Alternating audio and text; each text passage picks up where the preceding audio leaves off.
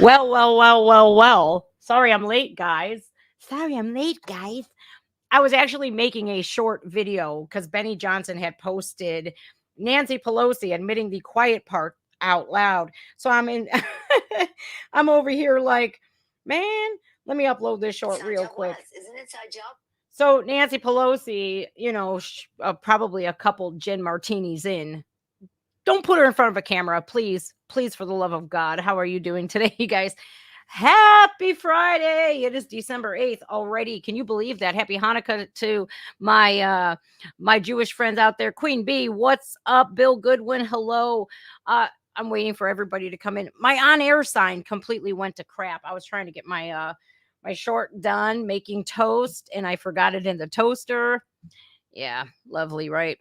Good morning, Mark. Say hi if you're here. Make sure you guys hit the like button. How did we're gonna have to like censor his name, which is absolutely appalling to me. Although I don't agree with everything Alex has to say, we're gonna call him AJ. Because apparently, if you say the truth too much, you're deemed as dangerous, the most dangerous man in America. Okay. Again, I don't agree with AJ on everything. Okay. And that is normal. That's normal. If you agree with somebody 100% of the time, I'm going to question your motive. I'm going to question, why are you agreeing with me on everything? Don't you have a difference in opinion at all? Right. So I don't agree with everything he has to say, but a good majority of things I do agree with him because, you know, he does his research. And, you guys, people have to understand that our democracy, a threat to our democracy, that is a threat to the establishment. And there is an agenda, a global agenda going on right now. And if people have their heads in the sand, and if you're blissfully unaware of things going on, it's all going to hit you at once and you're going to be shell shocked into going, what just happened? So it's best to stay informed. Info wars per se, right? We have the war against info anymore, and the censorship is just astounding anymore. It really is. I don't understand why censor people, because what, you're not going along with the agenda or the narrative. I feel like that's wrong. I feel like, okay, you don't have to agree, but censor somebody just because you don't agree with them. What's going on today in the world is absolutely insanity. We have in the UK, you can't even question people and say anything about transgender. If you do, they arrest you. Since when is that an arrestable offense? And I get it that they don't have the constitutional rights that we do, but come on now, you're arresting people because they don't agree. Okay, and that is the threat to the world, the threat to the individual, the threat to countries, not just one, countries. This they want complete total control. Why do you think BlackRock, Vanguard, and State Street bought up all of the homes and drove up rental costs? Because they want to control all of that. And I feel like AJ, as he's known, I feel like he knows a little bit too much, and they hate him. They hate him for that, and that is why I think he has been deemed the most dangerous man in America. So, do you guys want to get to it? Because I think I'm live both on Rumble and on YouTube, if I'm not mistaken. Let's double check. Let's check and see if we are there. It says waiting for stream. Let's see. Let's see if it has started. It is live. Okay, I finally figured out how to stream both places at once. I'm kind of getting good at this thing, guys. How do you guys like my shirt? Check, check, check. How else can I offend anybody today? How are you guys? It's happening here in America. Let me see how this is. One day the idiots in the country will wake up. Hopefully they wake up before it's too late, y'all. All right, I say we go on to put the interview of all interviews on. I think it's very what I believe is that Alex should be given his platforms back. Again, we don't have to agree with everything that Alex has to say, but to punish him simply because we don't agree, My goodness, I'm all tangled up here. What the heck is going on? You know, it's disgusting. I think people don't want, the establishment doesn't want individuals to express their freedom of religion, the freedom of speech. I think they want robots. I think they hate humanity. I think they hate camaraderie. I think they hate unity. I think they're the real racists. And whatever. You guys got to check it out, man. If you are naive to the establishment, aka the WEF, the globalists, I highly recommend you start reading and educating yourself, because they tell us exactly what their plans are. Let's kick it off. We're here with the world's most dangerous man, the most censored man in the English language. But honestly, when you get him in front of an outhouse in the woods, he doesn't seem so dangerous. It's a fancy outhouse. We have a ruling class in the United States defined by its hatreds, not its loves, not its hopes, but by its hatreds. They hate all kinds of people, large groups of people, the deplorables, the bitter clingers, America's entire blue-collar population, the unfashionable people. They're hated by the people who run our country. But no one is hated more by them than a man called Alex Jones. I'm working on that. Alex Jones is the single most censored man in all American history. He was the first media figure in our history to be completely erased in one day, deplatformed. Alex Jones was deplatformed before it was a common term. And not just deplatformed, sued, attacked. Agreed. They attempted to criminally charge him. What did Alex Jones do wrong? Alex Jones didn't rape anybody. He didn't loot Macy's. He didn't burn a police station. He didn't invent a fake cryptocurrency and loot pension funds. He didn't start a pointless war that made this country poorer and more disorganized. He didn't open the southern border. No, Alex Jones had opinions that deeply rattled the people who run America. In fact, rattled a lot of us. And I'll just confess that I first heard of Alex Jones when he questioned the official story behind 9/11. And I, speaking for myself, was deeply offended by this. How can you not be? Any time to find out what he was saying, but I was bothered by the idea that this defining event in American history, which changed the life of everyone who lived here then, might not actually have unfolded as we were told it did. Now, I'll pause this really quickly. I'm not going to pause this a lot, but seeing that we do have to pause a little bit, for the reaction, so I can actually add stuff to this. The media, right? The media is infamous for pushing the propaganda that it wants you to know, right? It wants to give you this knowledge and tell you, hey, listen, even though you saw it this way, this is what really happened. And it's meant as a brainwashing mechanism. It is a machine. It's a well-oiled machine to get people thinking the same thing all at once. And it works. It is a very effective tool of mass brainwashing.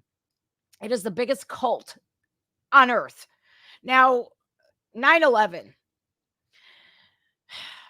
Sans 9/11, you guys, the Patriot Act was enacted, and that gave our government freedom to spy on us without probable cause, without proper warrants, without proper documentation, without proper investigation.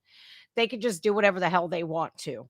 So I wanted to insert that real quickly. And I even question a lot on 9/11. I do. I don't believe that because how Bush portrayed what's his nuts name? Saddam Hussein. And how he said Iraq has weapons of mass destruction. And it was just, but at that time when Operation Iraqi Freedom, when it came time to bomb, Americans were pissed.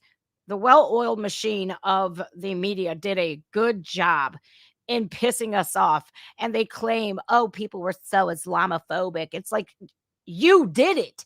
The media did that and made people feared. They fear-mongered, right? And then they warmongered. We must get the weapons of mass destruction.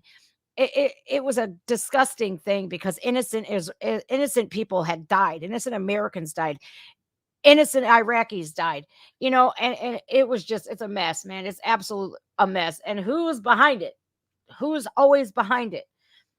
Of course, the people who are part of the globalist agenda.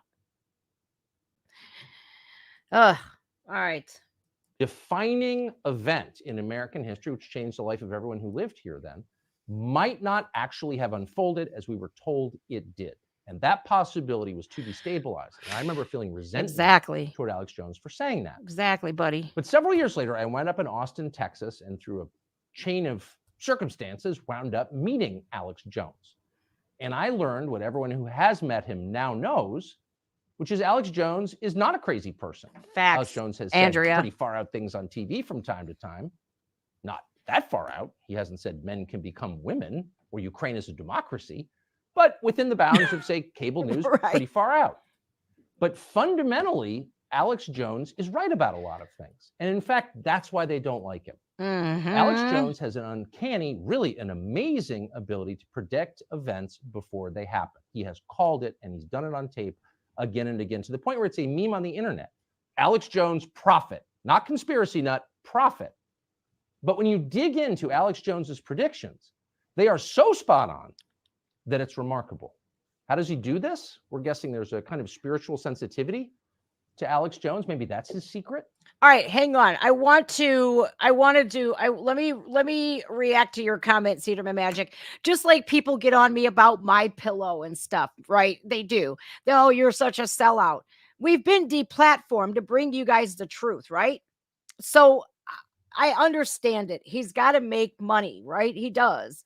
And he will continuously bring the truth to people. And in order to make up for being deplatformed, demonetized, whatever the case may be, you see a lot of content creators going towards the sponsorship deals, the paid sponsorship deals, because, hey, man, this is time. This is money. All of this is time, is money.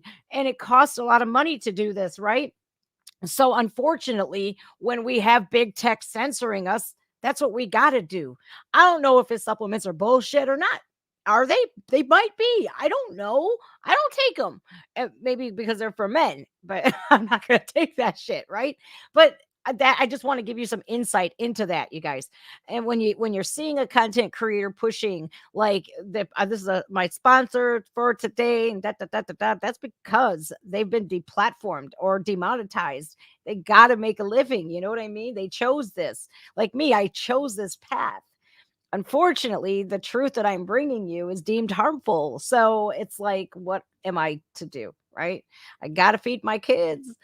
All right. And I just wanted to bring that up really quickly.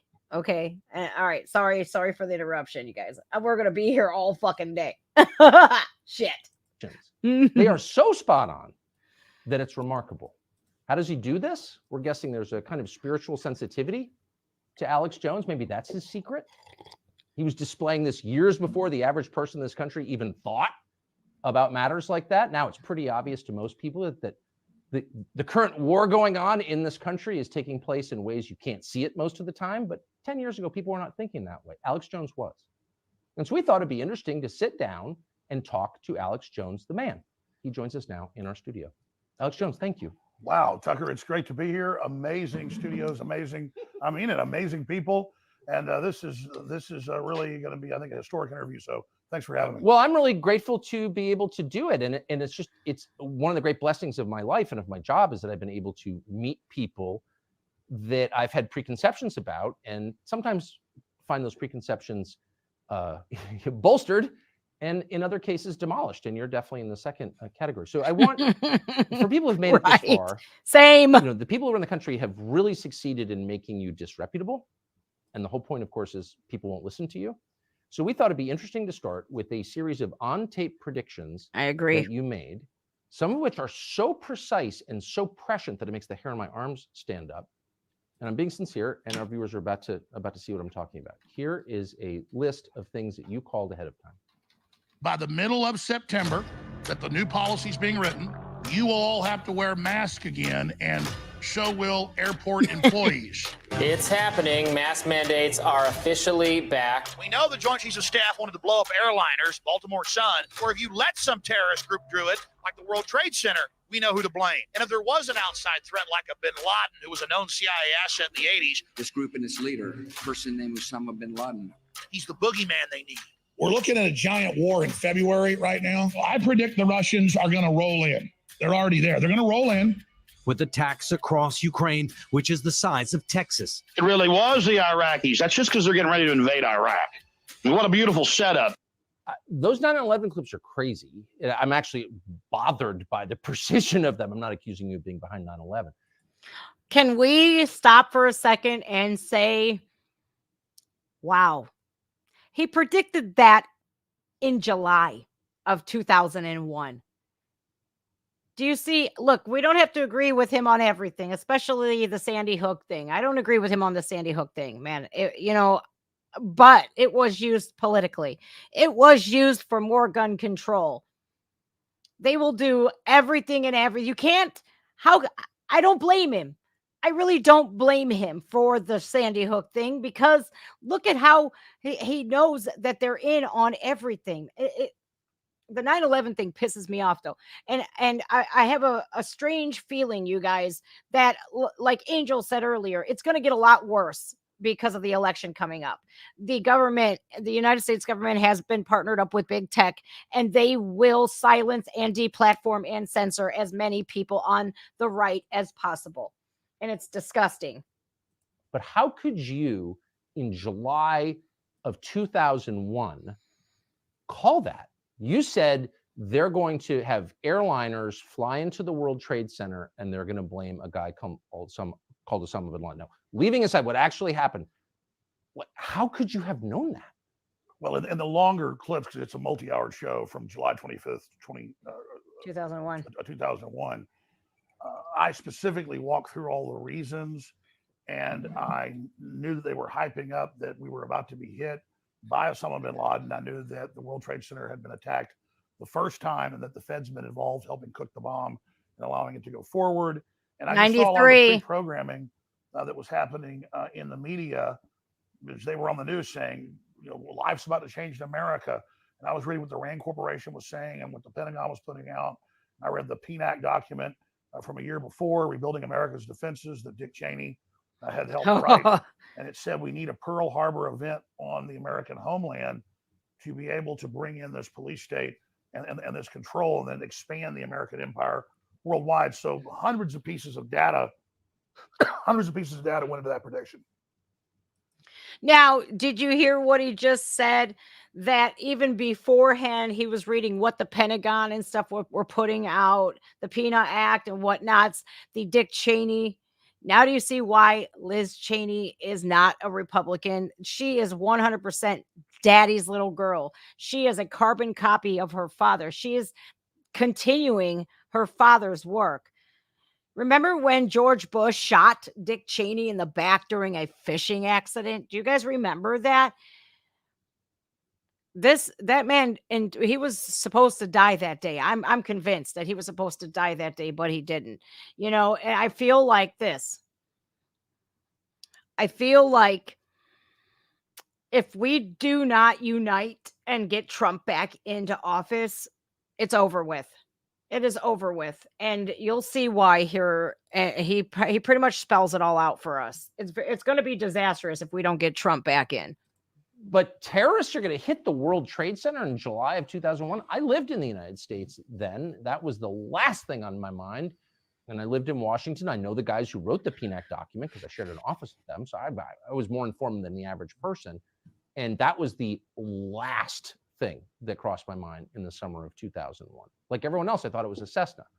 But how convinced were you that this was going to happen? I was completely convinced. In fact, in the full clip that's online, you can find it on Twitter and other places. Fallon, I'm sorry. I explained to people that they need to call the White House and tell the White House, we know if you allow these attacks, that you're basically allowing it to happen. And it was similar to all the data we had when you said that on your show? On my show. And I gave the number out so people could actually call the White House. And then going back to October of last year, when the Russians Mm. went into Ukraine. I Donald specifically Rumsfeld. said I think they'll go in by the end of February, and there was a lot of data that went into that. And then they specifically did go in on February 24th, and so I was able to make that prediction as well. But there was a lot of data and information that went into it. Sure. I'm just, for the record, I miscalled that completely. I didn't think they were going to do it. You were right. I was wrong, not for the first time. But the 9/11 thing, I remember that really well. Nobody was thinking like that. So you called it in public on tape. Did the 9/11 Commission? So if I'm the FBI and I'm investigating 9/11, you're like the first guy I would call because you're the only person who said that out loud. Did they call you? No, they didn't. But my most accurate prediction, going back over a decade, was when I read the Rockefeller Foundation Operation Lockstep, and they described using a virus to bring in world government, to bring in a world medical ID that they would then build the social credit score off of, and that they would make people wear masks for fear, that they would shut down sporting events and things like that, and basically phase in this new tyranny. So I was also able to specifically make that prediction over and over and over again because I was going off their own battle plans. Are you the Communist. only person in media who actually reads these reports? I don't think a lot of people do read them, but I do read them. I mean, I'm currently reading MIT reports from their top councils, Pentagon reports. They have a working group called the Mad Scientist Group at the Pentagon that works with MIT. And if you go watch their hour-long, 2-hour-long, 3-hour-long meetings they have on YouTube with all the tops, I mean, we're talking hundreds of top scientists, they admit that they're building a post-human world, that soon everyone's going to be mind controlled, that they're going to put smart dust in our food that they can electromagnetically control. And they just lay it all out right there. And I've learned what these people said in the 50s they would do were done by the 70s. Listen to What this. they said their plan was in the 70s for the 90s, they got done.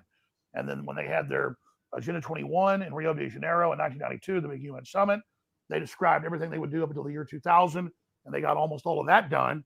Now they've got Agenda 2030, and we're going to ban your gas stoves. We're going to ban beef. We're going to ban single-family dwellings. We're going to ban private ownership of cars. We're going to do all this, and now you see them rolling it all out. So I'm not really making predictions in these high-level World Economic Forum and other large think tank groups. They are laying out the future, and they're high priests of the World Economic Forum. It's a consortium of all these groups. Yuval Noah Harari, you can read his quotes. The future is not human. The human era is over. The public is useless. I mean, this is a very anti-human system. So that's how I'm able to make predictions, because they've given us a roadmap. They tell us where they want to take us. Okay, I'm glad that he said that. I'm glad that let's unpack that for a moment, you guys. They say the quiet part out loud. They admit it. Like the Nord Stream, Biden comes on national television. Like the Trump nomination, I will do anything by law to make sure that Trump is not on that ballot. They say it. They're so brazen today because they know they have the well-oiled machine of the mainstream media who is leftist ran. They're leftist driven. BlackRock, Vanguard, State Street, WEF, the World Economic Forum, Klaus Schwab will tell you everything that he wants to do. He'll tell you to your, and people just sit there going, "Duh, but climate crisis." Why do you think they're going, these humans are absolutely useless? Because they know a lot of them are brainless freaking sheep, and they push all of this agenda. He wrote a damn book about it. He wrote a book. It talks about the pandemic. It talks about everything. It talks about their plans.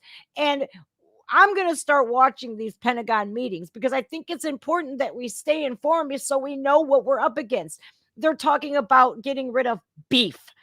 Look what they did in Ireland. They're saying by this day, 200,000 cows have to be exterminated. They're killing animals. Oh, where's PETA when you need them? You know what I mean? It's so ass backwards because, they're farting too much. It's too much methane. The people that talk about the climate so much, like John Kerry, Greta Thunberg, all of these people are WEF. They're in the World Economic Forum. They're in the meetings. They're used to push the agenda while they're flying around the world, all over the world in private jets. Al Gore, John Kerry, all of these people who are these climate crisis Nazis, they literally fly in private jets all over. We need to ban your gas stoves, but look at Kamala Harris. Look at AOC. They have gas stoves. What do you, what, we can't have them, but you can? It's no, we have to stand up and rise up against this. And the worst nightmare to the establishment is unification, strength in numbers, because when we unite, they're in trouble, because we're not going to let them do this. As we shouldn't let them do this. We should be standing up, but they know exactly what to do to divide people. And they use the simplest thing like race that nobody has any control over. And if everybody just thought that, oh, wait a minute, I couldn't pick my race when I was born. No shit, Sherlock. Nobody could. So it's such an important thing, but it is to the globalist agenda that wants to divide America, because united we stand. What? Divided what? We fall. And that is their absolute plan. They hate the way America is because we are such a melting pot. We have different races and ethnicities and nationalities and heritages under one roof. China, do you think that goes on in China? They're an ethno state. Absolutely not. They are absolutely one of the most racist cultures. I'm sorry to say this because I know some Chinese people who are not, but the leaders are. And they want total domination. And look at how they dominate their people over there. Are you gonna put up with that? Because I'm not. And New York literally just ruled that the camps. Guess what? If you are unvaccinated, you can go there for an indefinite time. What the fuck you mean? You're going to put people in prison because they don't want to comply? I don't see how anybody lives in New York today. Let them have their migrants. Everybody needs to get migrants.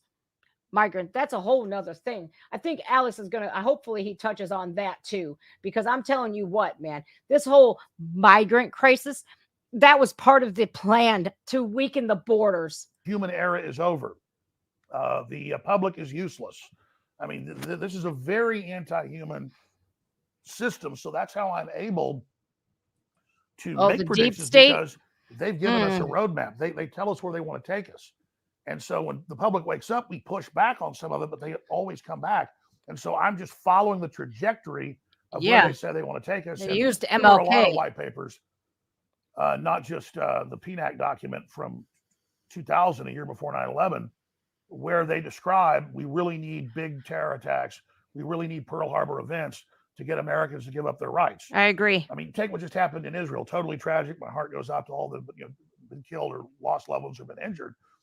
But there's no way that one of the best intelligence agencies in the world didn't know that was coming. The massive buildup, the 5,000 missiles, the paragliding attacks, all of that. And so there was clearly a stand down there. I agree. And now the West will take more of the people's rights. Israel will be able to crack down and take more of their people's rights, which is a big debate over there.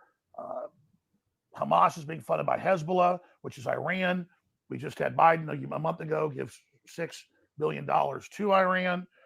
And now the mullahs are bragging that they were behind the attack, Hezbollah funding Hamas. So really, those aren't even predictions. It's clear that Hezbollah and Hamas have tens of thousands of men and women as sleeper cells that are, quote, other than Mexican, that the Border Patrol list every month, tens of thousands coming across the Texas and Arizona and California sectors. And it's an easy equation to predict that there's a wide probability that Hezbollah and Hamas at some point are going to attack sports stadiums. They're going to attack colleges. They're going to attack synagogues. They're going to shoot up mass gatherings if they're given the order by Iran, if we go to war with Iran. And then when this happens, our government won't get in trouble for dissolving the border and letting these people come in. Just like on 9/11, our government clearly had prior knowledge. There was clearly a major stand down that went on. And the government got more power, more control. And now they're not pointing the Homeland Security apparatus at the Russians like they did in the Cold War or the Islamists after 9/11. Now they admit that their main focus is Christian conservatives and the bitter clingers and the people that live in rural America. that quote, white people, I mean, it says that in the report, are the main terror threat. Now, I want to stop Alex here for a second because what he's saying is 100% true. But do you see how Black conservatives are attacked? Do you see, like, they literally will call a conservative a racist. But if you're a Black conservative, you're an Uncle Tom. And I hate this word so badly. They call you a coon. They call you all of these absolute disgusting names, racist names, if you are a Black conservative. Okay, which I love seeing so many more Black conservatives standing up and more Blacks for Trump. They hate that. They absolutely hate that. And how another key to the destruction of this globalist agenda is a Trump vote from Blacks, from Latinos, from women. Oh my God, they're hating this. Nothing is getting under the deep state skin so much more than the unity under Trump. The conservative, and it sucks because he had to pick Republican. I firmly believe that if he started a mega party, man, it would be over with. They would lose they'll probably kill him. Honest to God, I think that's what they would do. If he was like, you know what, I'm done with the Republican Party. We're not doing this leftist shit either. We're going to start our own party. That is the green light that they need. And Alex Jones talks about sleeper cells in America. Oh, the government says only like 97 of them have gotten away. Are you kidding me? Are you kidding me? No. They let millions of them into this country. We have a Department of Homeland Security. She is the one who handles asylum seekers and immigration at our border. Her name is Nijwa Ali, and she is a pro-Palestine, pro-Hamas supporter, PLO. Now, you mean to tell me you allowed this terrorist who celebrated what just happened October 7th by posting the hang gliders meme, you let her handle it? So, of course, they're hiring these pro-terrorists at our border to let them in. And this is exactly why they won't close the border. I think people need to form militias and get the fuck down to the border. And if we don't, good luck, because they're pouring in from everywhere. If we don't stop it now, and I feel like it's too late, there's already been millions let in. They've literally kicked veterans out of nursing homes and assisted living homes to make room for the migrants. They literally kicked kids out of school here in America to make room for the migrant children. I feel really bad for these children because they didn't pick this. They weren't promised the sun, the moon, and the stars. Our government gives them like $5,000 as soon as they walk in, and then $2,200 per month. The more that time goes by, the more we're finding out exactly what the United States government did to all of us. And if we don't wake up and start saying, you know what, we have constitutional rights to defend our land, what are you going to do when Alex is right? When they start shooting up schools and colleges and synagogues and sporting events, because it's going to happen. And why do you think they want you unarmed? Oh, gun control this and gun control that. This is a gun-free zone, blah, blah, blah. They want you unarmed so that, oh, help us, government. We need your help. No, absolutely not. We need to stand up on our own 2 feet and unite. And if we don't unite now, I don't care what you have to do. I don't care if your neighbor is a Biden supporter or not. We need to start banding together and showing people what's exactly going on. Don't matter if you're a Biden supporter or not. We're all going to be affected equally. That is the only equality that's going to happen, is we're all going to get fucked equally. Every one of us. They're going to shut down why do you think they're taking farms? Why do you think they're selling farmland to China? Why do you think they're stealing from the bankers? They're not giving the bankers loans. This is the farmers are, they're the first. That is why agriculture is the way it is today. That is why the inflation is the way it is today, because they're raising all these prices at the grocery store, right? For meats, you can't even get a Delmonico for under $30 anymore. Do you think that the farmers get that? No. They get now like 30 cents on the dollar, and the government takes 70. Are you kidding me? And the USDA and the FDA are the same people who said, hey, guess what? We just passed a law not too long ago, actually, to say, well, these restaurants, they don't have to tell you if this meat is real. It could be meat that's made in a vat in a fucking factory or a lab. They don't have to tell you. And I'm over here going, oh shit. I used to look at doomsday preppers like they were crazy. I don't know more. I'm over here like, oh hell, man. But the government is exactly what they want. They want you enslaved. They want you to depend on them, and they'll stop at nothing to get it. Trust and believe. 9/11, now they admit that their main focus is Christian conservatives and the bitter clingers and the people that live in rural America that quote, white people, I mean, it says that in the report, are the main terror threat. And so this whole apparatus of the war on terror, I think blacks for Trump too, has now been turned inwardly against the people, not just here, but also in Europe, where if someone criticizes transgenderism in the UK, they come to their house and arrest them. If a journalist does that, they come to their house and arrest them. Man. If somebody says, I think these surveillance cameras should start getting cut down, they come to their house and they arrest them for their free speech. And so this is a global movement by the mega corporations, by the BlackRocks. You're right, Andrea. To control 80+% of world wealth, to control our behavior. And Larry Fink of BlackRock has said that at the Davos group repeatedly. We're going to use our control over all this finance and this global social credit score we're rolling out to control people's behavior. So that's really what this is. And then they use the threat of global warming. They use the threat of a virus. They use the threat of radical Islam to take our rights. But we really are the target. Even if by the way, none of that seems implausible at this point. I mean, just you're a measure of how the world has changed. If you'd said this to me 15 years ago, I'd have been like, someone's a crackpot and it's not me. And now after COVID, nothing you said seems crazy at all. I mean, you may be right, you may be wrong, but it's not out of the realm of possibility, obviously. But even if I disagree with what you just said, I would think that's pretty interesting. It's an interesting perspective. Why do you think you've committed no crime? You'd be in jail if you had. Why do you think they hate you so much? Because he tells the truth. Because I do read their documents and I do read their books, and we were effectively getting a lot of people in the military and the intelligence agencies who were compartmentalized and who tuned into my show and saw my films and read my books and things. And they clicked with it and said, wow, I see all this going on around me. He's not lying about it. And then I would give them other pieces that I discovered or my other guests had discovered. And so it was giving them an operational awareness outside of their compartmentalization.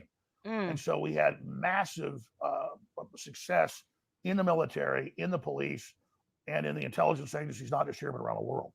And so our penetration into those areas to help people expand their awareness that we're inside the government, inside corporations, was triggering a lot of whistleblowers, was triggering a lot of people not going along with the program. And so really my sin was decompartmentalization of the population. There you go.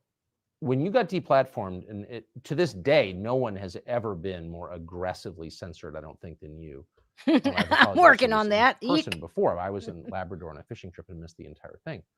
I was literally out of cell range. I didn't know what happened, but I got back and I read about it. I felt like it was a major moment in the history of the American media.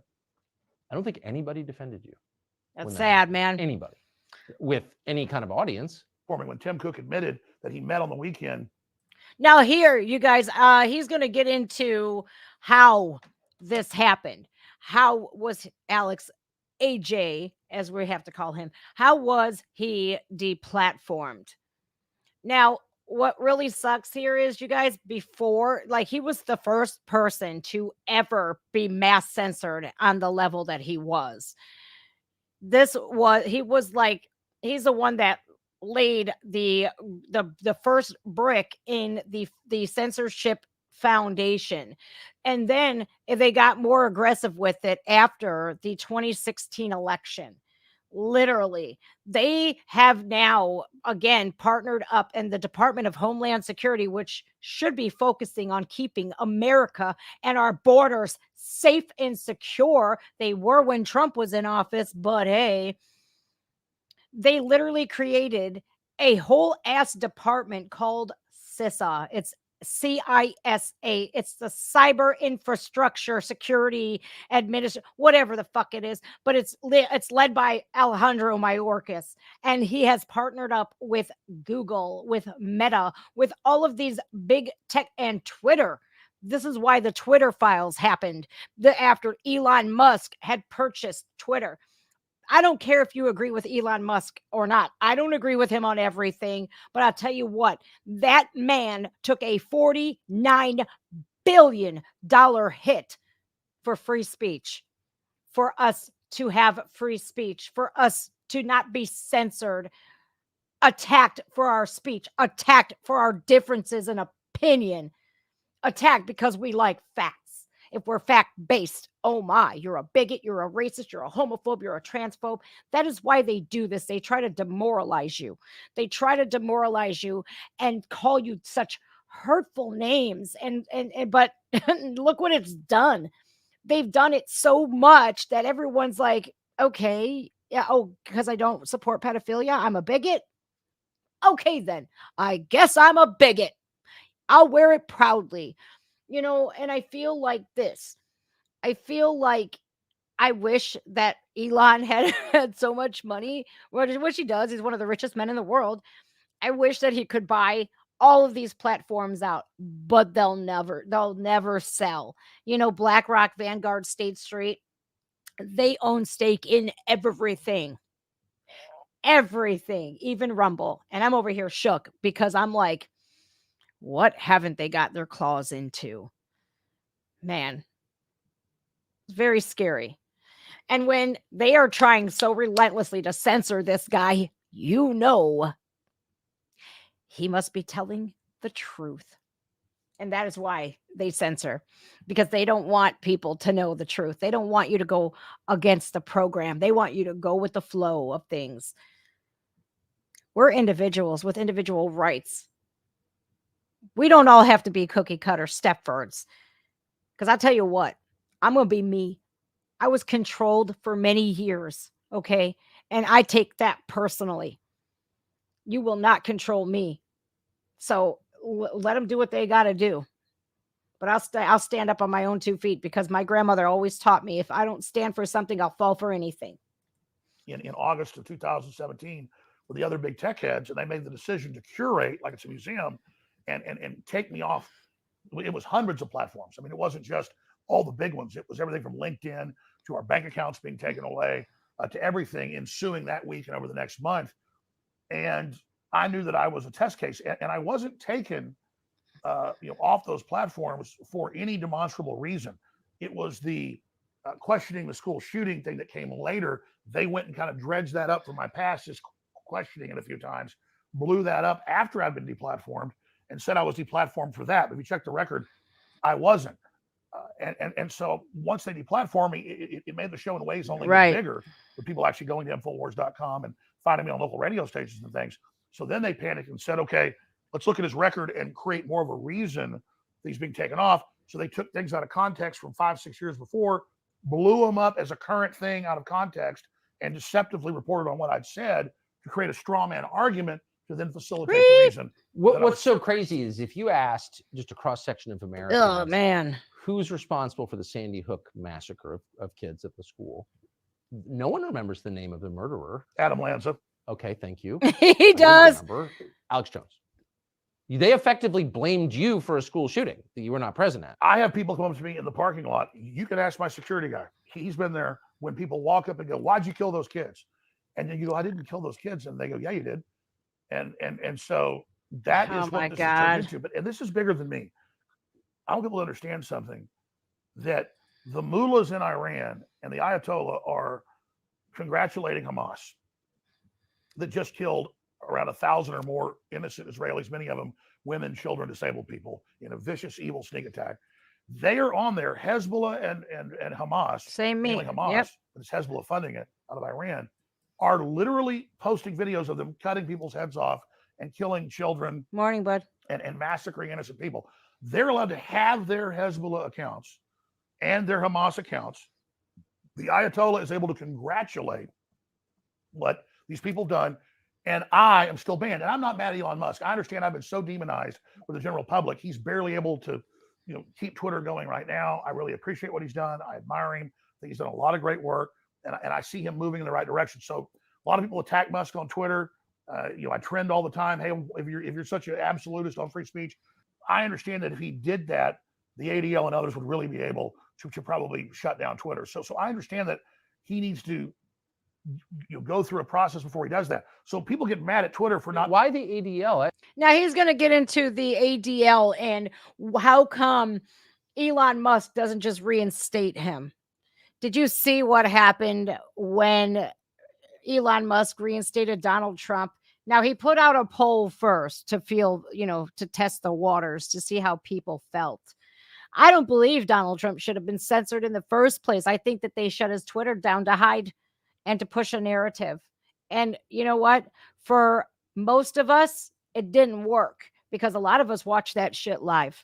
And a lot of us will never forget the sights that we saw.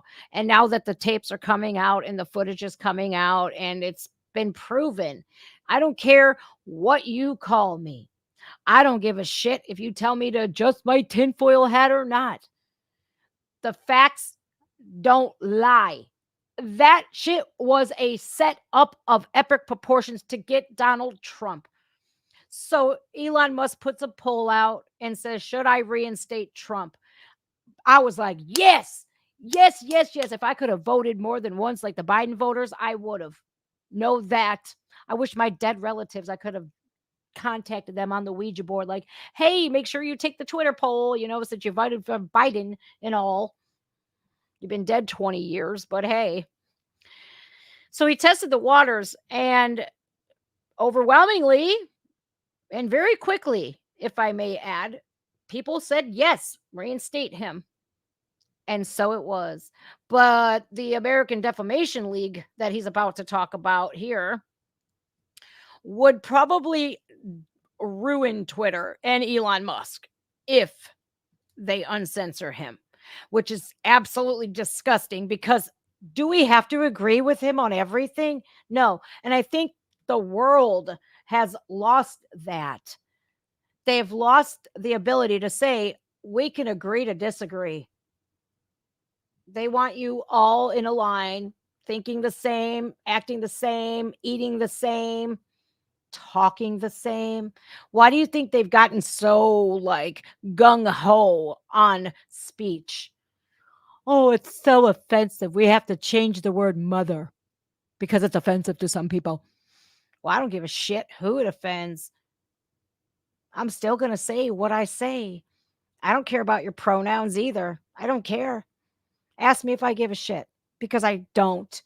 I don't care if it offends you. That's not my problem. You will not be banning free speech to coddle some people's feelings. They've essentially taught people that words are violence, that words hurt so bad that you can't live if you're hearing offensive words, that these conservatives speaking that men are men and women are women. That's a death sentence to the trans community, when in fact, the statistics and the facts of the matter don't fucking lie. They've done this all by design. And if it's up to us, yeah, can Elon and Alex save humanity? Not without us, they can't. Trust and believe me, not without us, they cannot.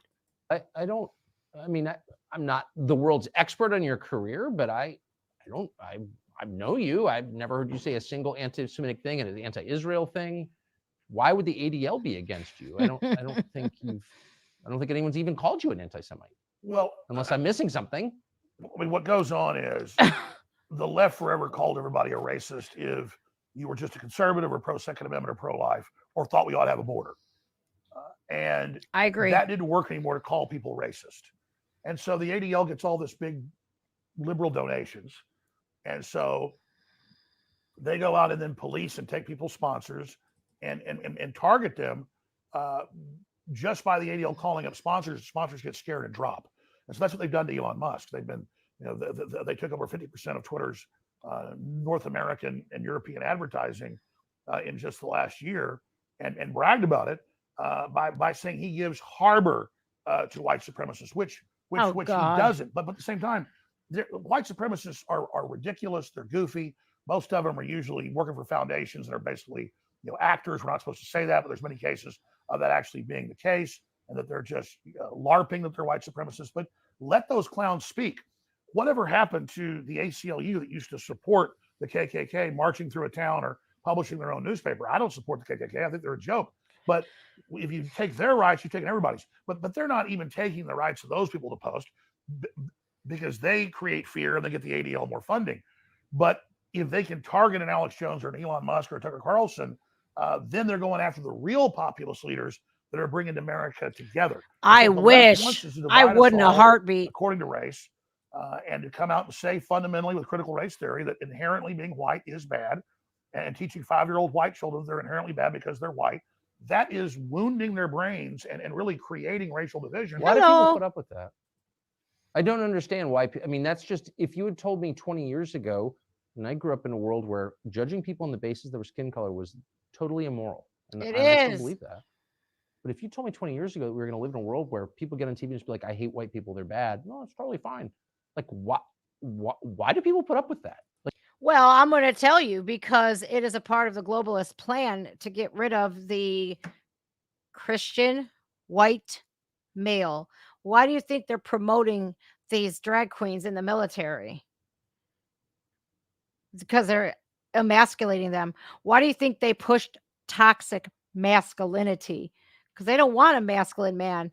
They want to pussify men and make them weaker so that they can't fight back. And why is it socially acceptable to say that you hate white people? Because they hate white people. The establishment, the globalists, which is so crazy because Klaus Schwab is like of very bad ancestry. His father was an SS soldier, for fuck's sakes. I don't know. I wish I understood, because like, you could be an asshole, but you could be any color. It's your character that should be judged. And they know that far too many people in the conservative movement, we judge based off of character. We let anybody and everybody in. The Trump supporters welcome everybody with open arms. Can the same be said for the Democratic Party, who started the Klan, who was against ending segregation? That's why they're so pro-segregation today. There are PTA meetings that are Black only. We can't allow that. That is undoing every advancement and keeping the systematic oppression alive and well. Morgan Freeman said it best. How do you end racism?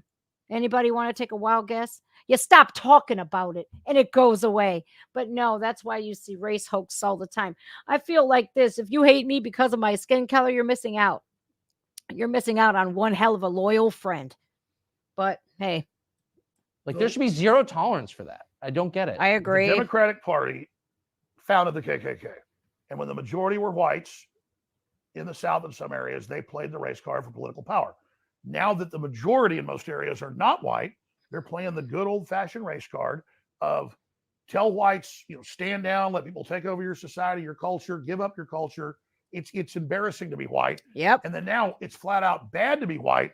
And the left's trying to convert all these minority groups that are now the majority in most areas into race-based systems, because that is a very effective But system. why do people put up with that? I mean, like, if they were doing that to Malaysians or Filipinos or Hondurans, I would say you can't do that. You're not allowed to attack people on the basis of their race. I'm sorry, not right here in a country like this, because the country will fall apart, and it's immoral. I totally agree. But nobody says anything.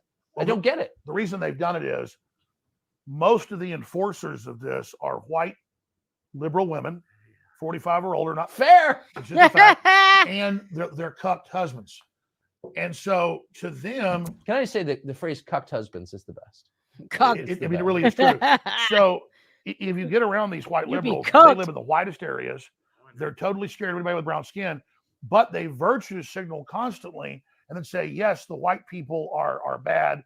The white people are evil, and these privileged. I've even seen white people sit there and say, yeah, it's time to deal with these crackers.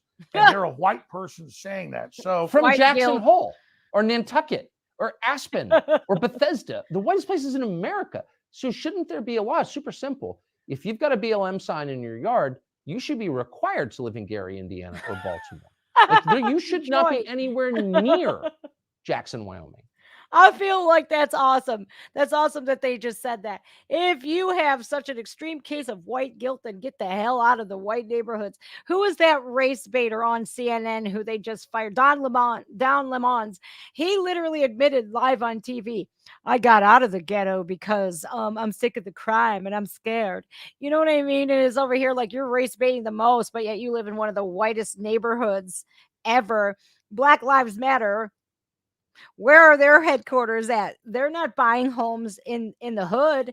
Oh, no. They're in Laurel freaking Canyon in the whitest of white neighborhoods. Even BLM, who hates whitey, is in the whitest of white neighborhoods. So if you're a white liberal with white guilt and you hate whitey so bad, get your ass to Detroit. Go to Baltimore. Go to Philly. Go anywhere that is a predominant. Come to East Cleveland.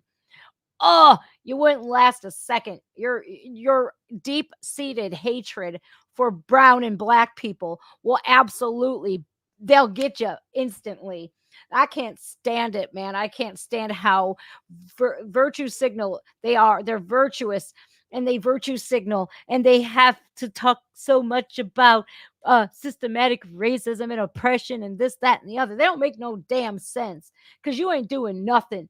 You ain't doing nothing to help the black or brown communities. What you're doing is you're looking in the mirror and telling the whole world that you hate yourself. And it's so crazy. I'm over here like, I have no guilt whatsoever about my skin color. None. You know why? Because if I would have done something in order to control that, then maybe, just maybe, if I would have made the bad decision to be born white, maybe then I could do something about it. I can't do a damn thing about it. I can't do a damn thing about slavery because that ended like 150 years before I was born. I can't do shit about that. I can't do shit about my skin color. So what the hell am I apologizing for? Here, let me apologize for somebody. I'm sorry that you believe the Democrats. I really am. They've been running shit for 50 years in the black communities and running it into the ground and keeping the black communities down and keeping the black women from marrying black men. They're keeping the black fathers away from their black babies. You want to keep it real? They're putting abortion clinics right in the urban areas to continue Margaret Sanger's agenda of black genocide. They're keeping you oppressed, the Democrats. Now, if you keep on believing that and you keep on voting for the Democrats and you're wondering why nothing is changing, well, maybe because you keep voting for them. That's why. I wish people would wake the fuck up and see it already. But they got mind control and they control people by food stamps, free medical insurance, which people need medical insurance. They know they need food, shelter, and they need medical insurance. They need health coverage. They need prescription drug coverage. And they know that they can control people. It used to be that you could get welfare if you were married. Not anymore. You can't be married or living with your significant other and get food stamps for your kids. They keep people enslaved. If you want to look over if and see if slavery ended in 1865, it only just began. The government literally has people enslaved today. And let's not even talk about how they aid in human trafficking as well. You should be made to live in East St. Louis. I totally agree. You should be made to live in Detroit. Yes. But of course, they've done the studies. They've looked at the statistics. It's not just here. It's in Europe and it's in the UK, like in London.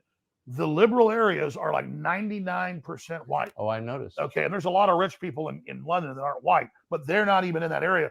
They are the most insular group. And then they point at white Christian culture and society that actually outlawed slavery in most of the world. Yes. Was the vanguard of stopping it. And then they don't point at China, which is the most homogeneous racist group in the world. It's an ethnic state. It's Han Chinese, period. Well, they teach, as you know, on their news, that we are going to have Chinese superiority. We are the Chinese supremacist. Xi Jinping admires Hitler. He is literally following a race-based WEF. operation that is taking the world over, that owns the majority of Hollywood, that's paid off the Democratic Party.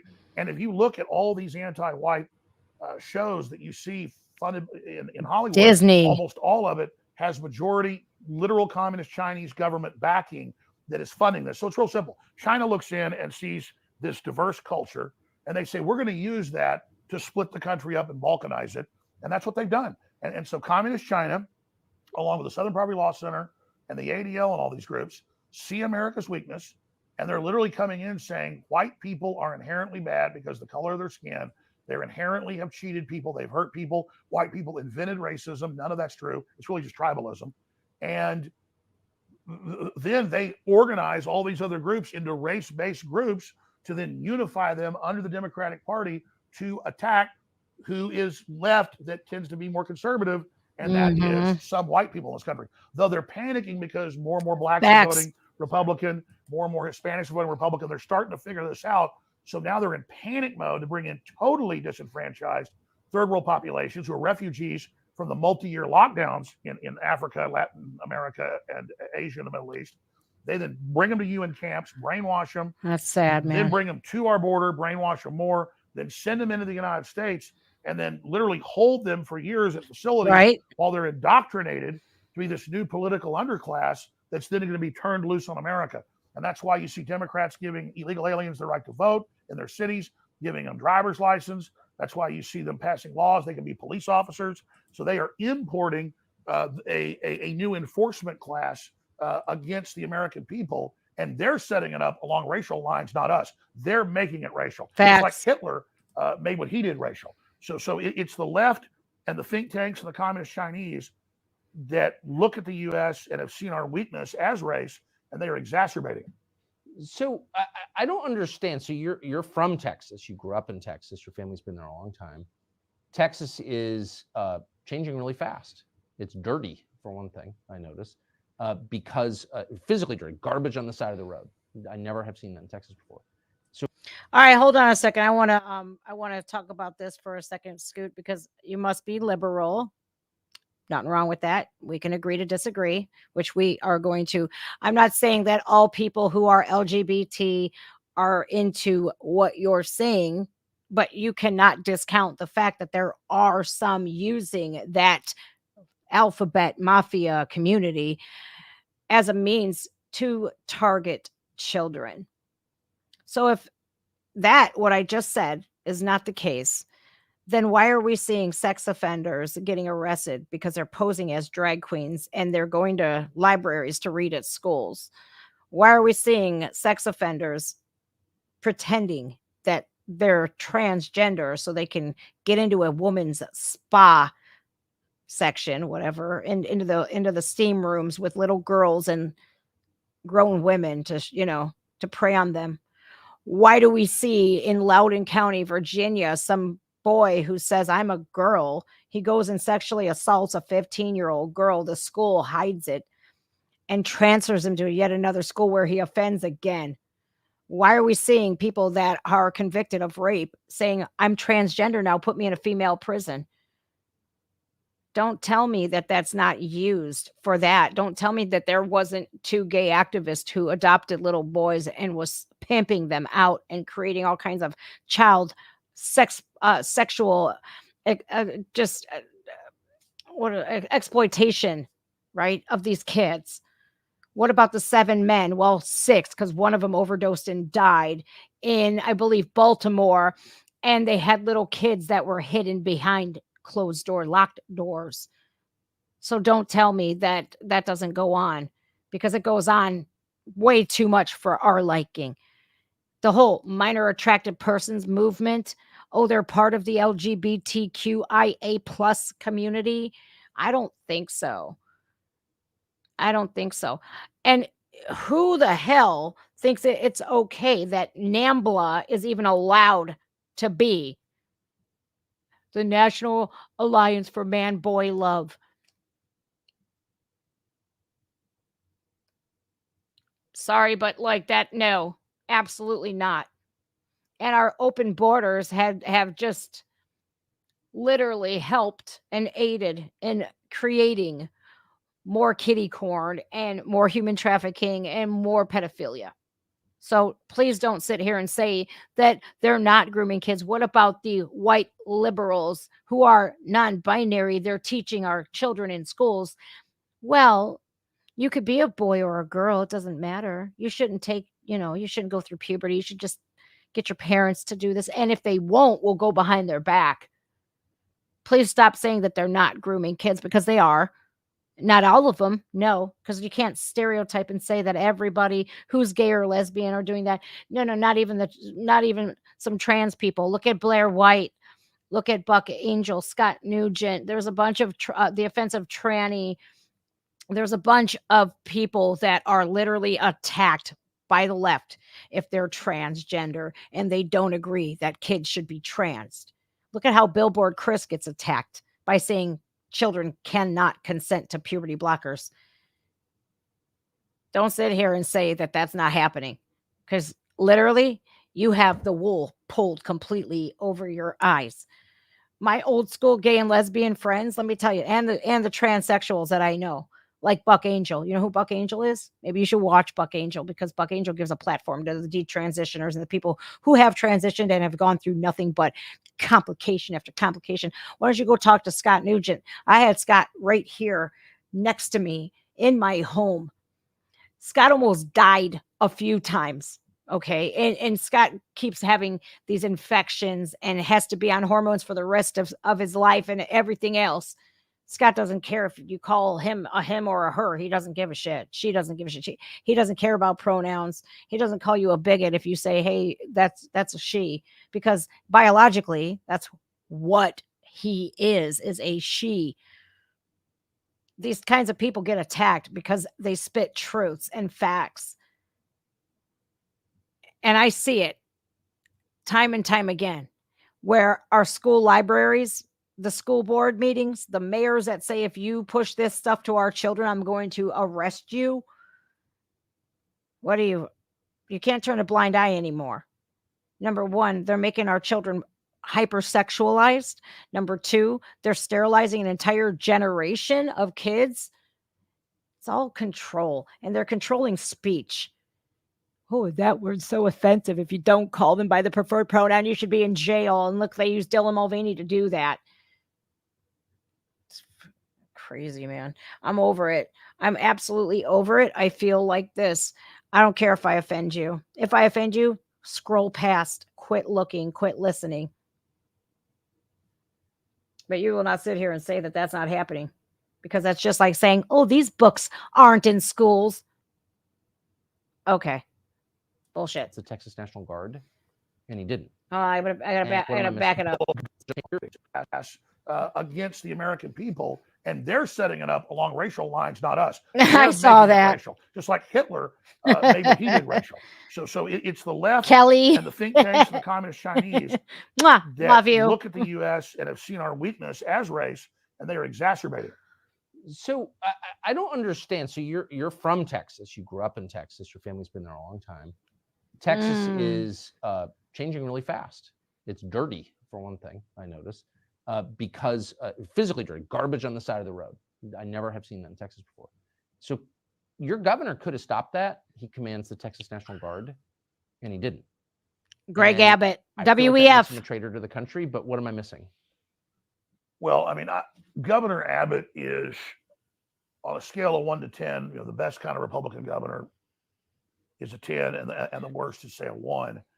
And like the Illinois so-called Republican, that's really a Democrat. I would put Greg Abbott as about 5. Liz Cheney. The state is overwhelmed. There isn't really a state mechanism. It's federal to kick people back and deport them. So they have put up barbed wire. They have tried to stop people. They have tried, but then they have to hand over the feds who release them. But why not just say the feds are committing a crime? They're committing a crime. This is not allowed under laws passed by the Congress. In a democracy, the Congress passed laws. And so you've got criminals running the country. The Biden administration is criminal, which is true. Fact. And we're not playing along. And like, if you don't like it, come do something about it. Meanwhile, every able-bodied man with a black rifle, assemble at the border, and we're just going to stop this and save the country. I don't understand. Like, that's not hard. What am I missing? No, I think you're absolutely right. In fact, what the deep state fears would be a coalition of good governors, good attorney generals, giving them the findings and the rulings that they could indeed do that, and then declaring emergencies in the states and having a coalition of the states come in and do this, and then instruct local police and everybody else to not have sanctuary cities.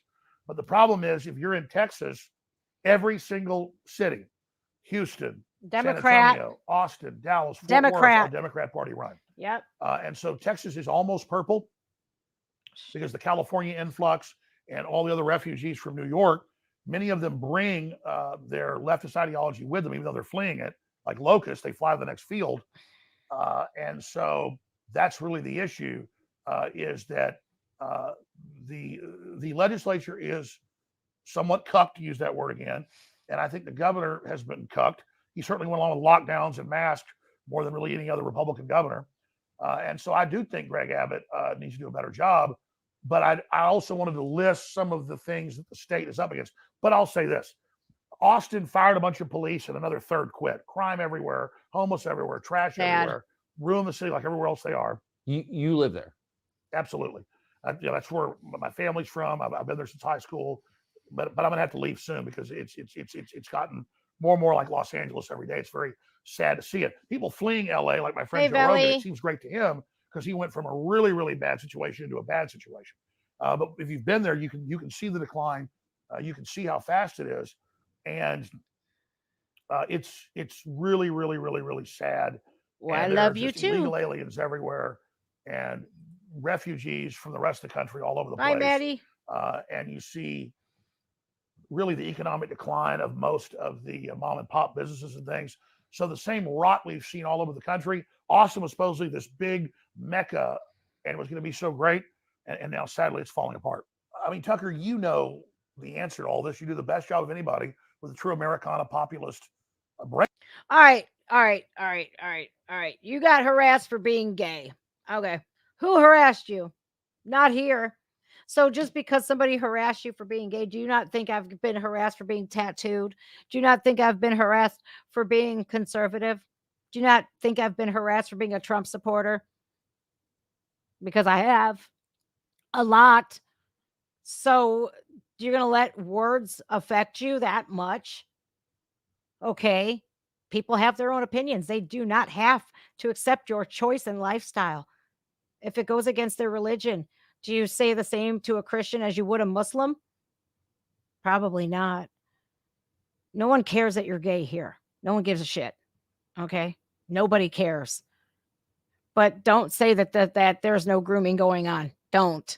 Because we see it. Okay? We see it every day on TikTok. I'm a non-binary preschool teacher, and I'm teaching the kids that you could be non-binary. Why are you teaching kids about sexuality at all? First of all, sexuality and kids. Don't mix. Leave kids alone. Nobody here cares if you're gay or not. Okay? If you're gay, good for you. Are you happy with that? Then that's all that should matter. You know, I feel like people have gotten so weak. And so I need acceptance from everybody. Why? Do you have acceptance from those who love you the most? Well, then that should be good enough. You shouldn't have to desperately need validation and affirmation from everybody else. Do you love yourself? Then that's all that should matter. Is you're being gay, is that your whole identity? Are you honest? Are you hardworking? Are you punctual? That is what should matter, is your character. No one cares who you choose to sleep with. As long as it ain't animals and kids, I ain't got a problem with you.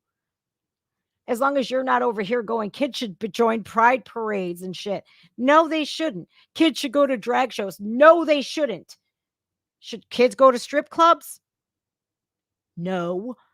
You know, I can't stand the fact that people are literally so they're so like, I just need validation from this person, the likes and comments and views and and followers. I need followers on social media. For what? To live in a false sense of reality? Psh, please. No one cares that you're gay here. Know that. But coming here saying some off the wall crazy shit and saying that transgender people don't do that. There are a plethora of them. Look at the people that here's my opinion. Okay, you don't have to agree with me. The people that claim that they're non-binary, you're not transgender. Okay, you're saying I'm a non-gender conformist. Okay, you don't want to conform to your chromosomes that you can't change. By the way, that's your business. I don't care. But the very second that you go, if you don't accept that, if you don't say that there's no gender construct at all, that there is gender's not real, and if you don't conform to that, you're a bigot. That's where you lose me. Okay, because then you're telling me that I have to think just like you, and I'm like those people like Jeffrey Marsh of the world. Look, man, you might be severely mentally ill, but that doesn't mean I have to be. And that doesn't mean I have to join your whatever you got going on. Okay? I don't have to agree with you. And that is, I think, the line that has been blurred far too often. Where you have to agree with me. You can't say anything that offends me. Well, I'm going to probably. So maybe me and you shouldn't be friends. But I don't understand why this. I literally got harassed for being gay. You think black people like Eric Tate? Eric, please speak up. Eric is a black conservative. You think he's not been harassed? What about Candace Owens? Have you seen what they said about her? Man, don't listen to people like that. If they bother you that much, then don't bother with them. I mean, but to literally make gay your whole identity. Why? That's you're basically saying my whole identity is who I choose to sleep with. I don't get it. I don't. I really don't. Because like literally, like you are a perfect puppet for what they're doing. And that's sad. And I don't like that people harass you, but don't pay no attention to them. Their words mean shit. Who cares? All right, back to Alex because I can't keep stopping. I'm gonna be here all damn day. And you see really the economic decline of most of the mom and pop businesses and things. So the same rot we've seen all over the country. Austin was supposedly this big mecca, and it was going to be so great. And now Let sadly, the it's falling salt apart. flow. I mean, Tucker, you know the answer to all this. You do the best job of anybody with a true Americana populist breakdown.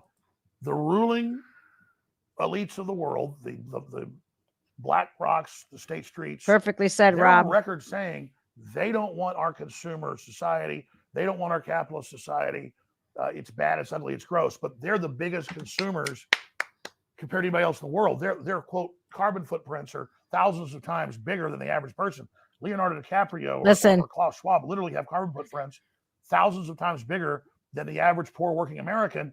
That they're telling you can't have a car or air conditioning. Remember, before Obama left office, he traveled to Latin America, to Africa, and the Middle East. And what did he tell them in speeches? The clips are famous. You can't have a car or air conditioning. The earth will overheat Right. and burn up.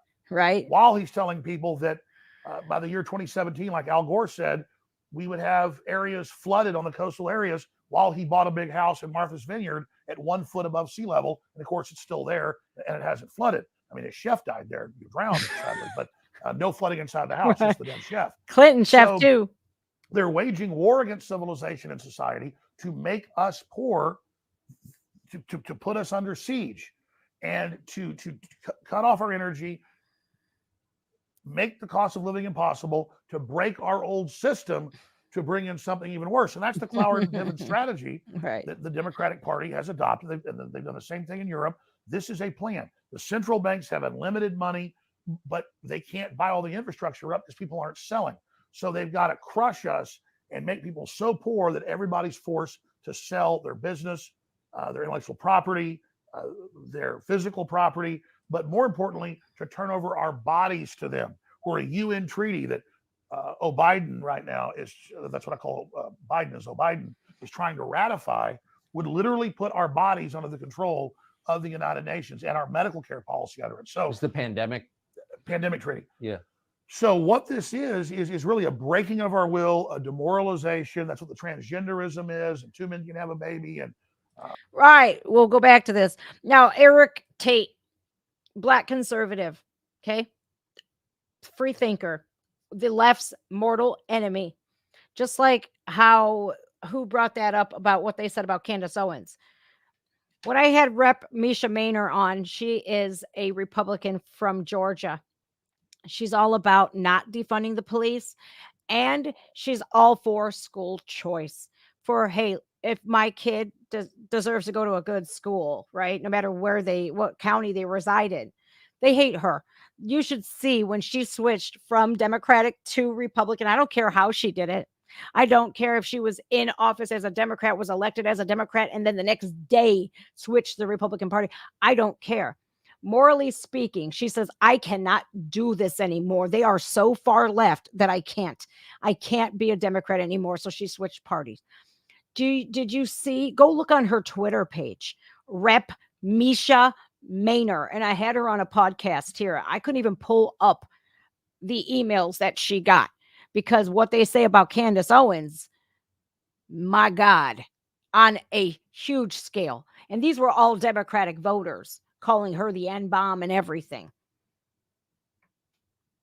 I can't believe that. And they call conservatives and Trump supporters racist. Are you fucking kidding me? And if you're a black conservative, that just gives them the open door to attack you and call you those hurtful, racist, disgusting names, right? But unlike the leftist, soft liberal, we conservatives say, be a jerk over there. We're not going to break bread anytime soon.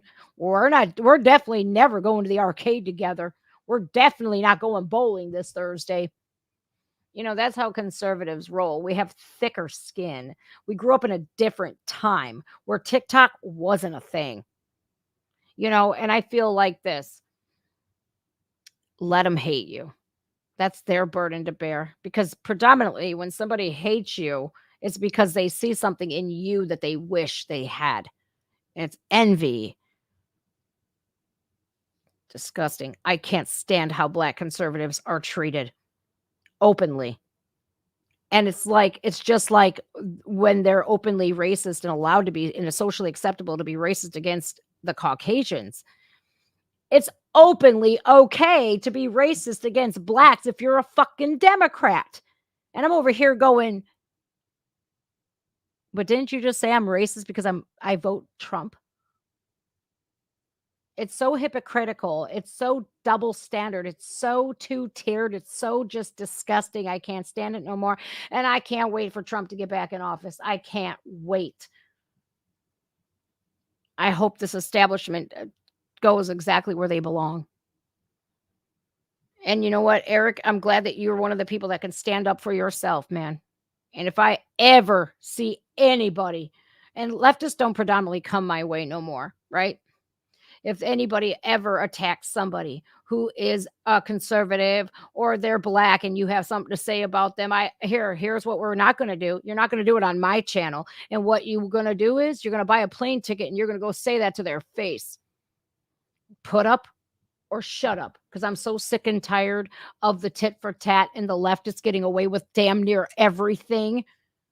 I'm over it. I'm done with it. You put your money where your mouth is. Shut up. If your ass can't cash the check that your mouth is writing online, stop. Just stop. You're not tough behind a keyboard. Go to their house, knock on their front door and see what happens. You know, I'm so sick of this. And the people that support Gaza, the Gaza Strip, from the river to the sea. Get a plane ticket and go over there. Go on. You're a queer for Palestine, right? Okay. All right. Hit me up. I'll personally kick in for your plane ticket. I'm so over it. I'm so done with the virtue signaling. I'm so done with the hypocrisy. I'm so done with the double standards. I'm so done with people being anti-American. If you hate America so bad, leave. Leave. If you don't want Trump in office, okay, then you good with what we're dealing with now? Are you good with this? Are you good with kids getting kicked out of schools, veterans being kicked out of assisted living homes to make room for the very people that are meant to take all of us down? Are you okay with that? Are you okay with them taking all of our funding, all of our tax dollars going overseas to keep Biden out of prison? Are you okay with that? Because I'm not okay with it. I'm not okay with them telling me I can't have a gas stove, but they can. I'm not okay with them saying that, oh, after 2026, any and every car that you buy, we are going to control it by GPS and kill switch. The fuck you are. That's why California wants to get rid of gas powered vehicles by 2030. No more gas powered vehicles here because, oh, like we have the infrastructure that's going to handle it. We don't have the means to handle all electric cars for everybody to have one. And if you want to go across the country to visit your relatives for Christmas, guess what? Tough. Yeah, I just don't understand this climate crisis. Everything's a plan. If you want to know what they're going to do to us, Klaus Schwab wrote the book, The Great Reset. He says it all. And guess what? A lot of it has already come true. So unless you shit or get off the pot, man, this is what's going to happen. I'm not prepared to give it all up. I love my country and I love the people who in America who love America equally. I love you no matter what you look like. Well, we got to band together. And if we don't, we're fucked. Puberty blockers and castrating little boys and cutting little girls' breasts off.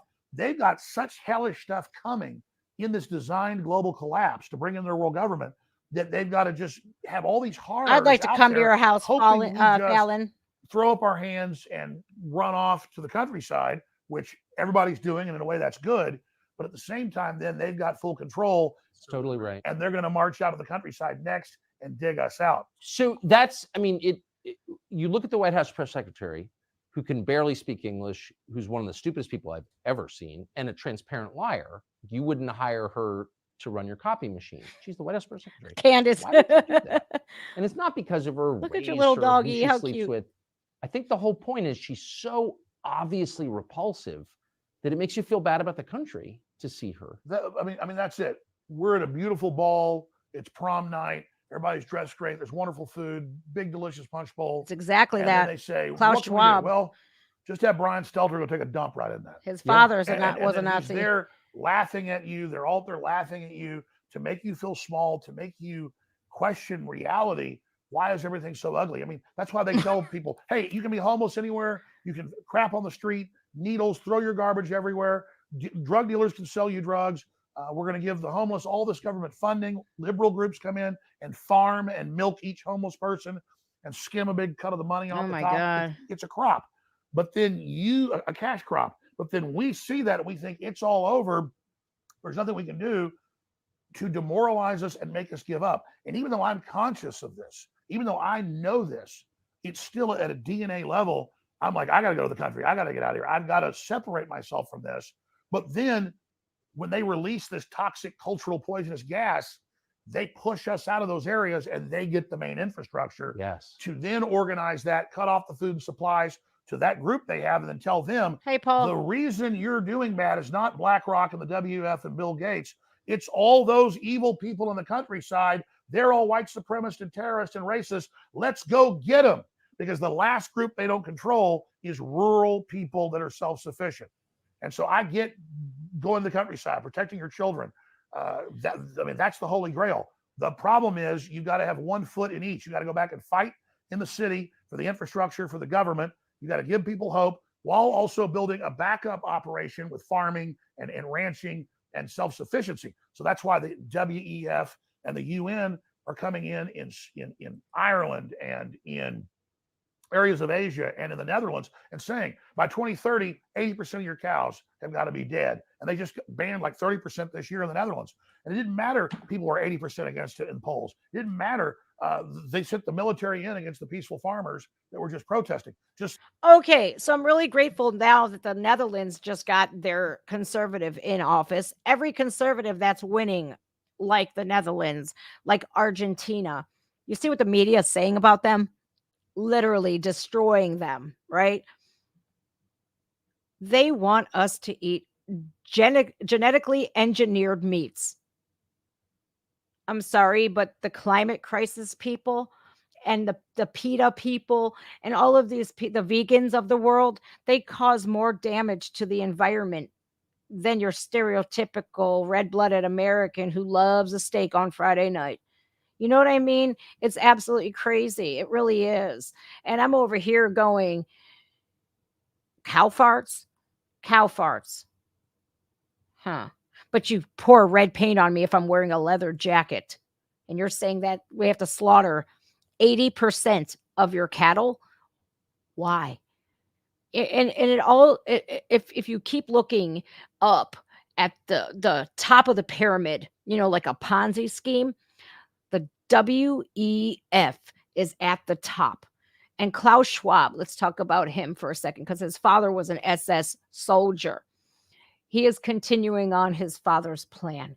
He says it outright. Man, the farmers, man, this is ridiculous. This is absolutely ridiculous. The more he talks, the more scared I get, but the more angrier I get, the more informed I get. And what is an enemy to the people that run this shit? People who get informed. Because once they get informed, it's on and popping. Like, okay, no, this is not what we're going to do. I don't care if you want to eat genetically engineered meat. I don't care if you want to live on a soybean diet and drink soy milk until the cows come home. I don't give a shit. But you're not going to make us do it. It's like the peaceful truckers in Canada got brutally attacked. And so they're all WEF globalist alumni that the big banks on record brag. They've penetrated the cabinets, to quote Klaus Schwab. They've put their operatives in to cut off our energy, demoralize us, release the hardened criminals. Yes, they do. Political activists in prison, continue to cut off the resources to make an angrier world. Klaus Schwab says, we're going to make the world collapse. We're going to have everybody turn against each other. We're going to blame the political classes that we own and control. And then when we're done, we'll bring in our new solution. But first, they have to demolish the cultures and societies that we had before with the fentanyl, with the open borders, with the demoralization. And then they bring in their next phase, which is a high-tech, cashless society, robot, drone-controlled nightmare. More than half of the U.S. in their official UN maps that they've had for more than 25 years. They're in some of my first films. Stop, April. Look. I said this the other day. Okay. Free speech, that hate speech is included in that, unfortunately. Do we have to pay attention to that? Do we have to be friends with people like that? No. Let them be jerks over there. Okay. Don't pay any attention to them. They want to spew out some hateful shit. Let them, by all means. They want to be anti-Semitic. They want to be racist. Who cares? Do you want to be friends with somebody like that? Because I know I don't. So let people say whatever they want to say. Doesn't necessarily mean that we have to agree with them, right? All right. I'm going to get back to the show now. Show half the U.S. off limits to humans. All cars will have to have GPS. Everybody by law will have to have a cell phone at all times. Australia just did this last year. I needed some of those. Tried to push it through. And that's the admitted global UN standardized plan where you don't leave your house without a cell phone. Every car is robot kill switch, GPS controlled. California is moving to ban all the quote classic cars. That's any car that doesn't have a digital ignition. And they admit it's for control. So if people think things are bad now, the straitjacket, the ball and chain is going on. It's all being militarily run. Our military is great men and women, but at the top, our military has been globalist, trained, New World Order people for at least 30, 40 years. Yep. They've got almost every general, every person under their control. And that's why it came out in the UK and Europe and also here in Canada. You pull up the headlines. Defense Department purposely scared public into lockdowns, masking, and taking inoculations. Email me. UK headline. British Ministry of Defense secretly brainwashed and terrorized public. Canada, same headline. They even let you know, oh, the military is here to do this. And now, oh, the CIA and Justice Department is there to help surveil the People public are to weird. stop disinformation. And it turned out, of course, almost all that disinformation was true. Always. About everything. So thank you, because I was understand. conned Our into governments have been seized. The big corporations want to get rid of the American idea. Like you got 50 acres and your house and a business and a farm, and you can take care of your family. And it's crazy you just said that. They have to destroy all that because the rest of the world aspires to that. Instead, they want 15-minute cities, central bank digital currencies. They want all of these systems that track and trace everything you do in the social credit scores. And the plan for the rest of the public, we're talking 99%, is 250 square foot coffin apartments. Yeah, tiny homes. Bathing you in them, literally eating bug protein And I told people 10 years ago they're going to push bugs on the public because I read it in their white papers. Now it's already in grocery stores all over the U.S., all over Europe. They're putting the cricket meal into the food, very toxic. Undisclosed, yeah. It's got chitin in it. Yeah, they'll just give it a number. It's got like a code. And you ask again, why would you do that? Because it's all about breaking our will. They don't want people to aspire to open, free societies. Yeah, there's a lot of waste, there's decadence, there's issues, but there's freedom. They want to train us to live on carbon rationing, food rationing, a very dystopic world. You'll own nothing, you'll have nothing, and you'll be happy. Now, these are quotes. I have to say, I bet there are, I don't know how long into this we are, 30 minutes or something. I bet there are a lot of people watching who are thinking, holy smokes, I can't believe I'm agreeing with Alex Jones. Well, that's the thing. Did you hear what he said? He reads all of their stuff. He's doing what a lot of us need to do. As soon as you start educating yourself on this, guess what? You find out what they're doing, and then you can stand against it. I have banned McDonald's from my home. You will not be getting Happy Meals. You will not be getting burgers that are not 100% beef. Cricket meal? Are you kidding me? Bill Gates said it famously.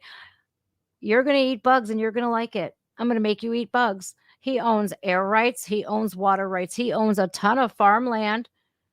He's driving out everyday farmers, right? Did you guys know that like soybean fields, literally the vegans, that does the more damage on the environment than your gas guzzler diesel truck. It does more damage on the environment than your regular farmers growing corn and peas and beef, cattle farmers, cattle ranchers. It's doing more damage. Those little tiny soybeans that are in everything. I literally looked at the new McDonald's truck. It was a fucking soybean field with a Big Mac on it. I'm over here going, and I know a soybean field when I see one, because in the prison I was in, right directly across our window was a soybean field. I can't even tell you how when they fertilized it and shit, and oh my God, the smells that came off of that field, that soybean farm in Marysville, Ohio. I can't even tell you the smells. Our water, as soon as those smells would kick in, our water would turn brown. Okay. I'm over here going, oh my God, what the fuck are we going to do? And so guess what? You are absolutely going to drink the water, or you're going to die. It's insane, man. This whole thing is insane.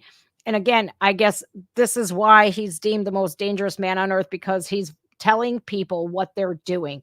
But so are they. It doesn't make any sense to deem Alex Jones as the most dangerous man on earth when they're basically saying what they're doing. Why? Because he's telling people, hey, listen, you should probably read this. There ain't nothing wrong with educating yourselves. And that's what they want to do. They want to dumb people down, because the dumber you are, the more mind controlled you are. It's like a big old MK Ultra experiment.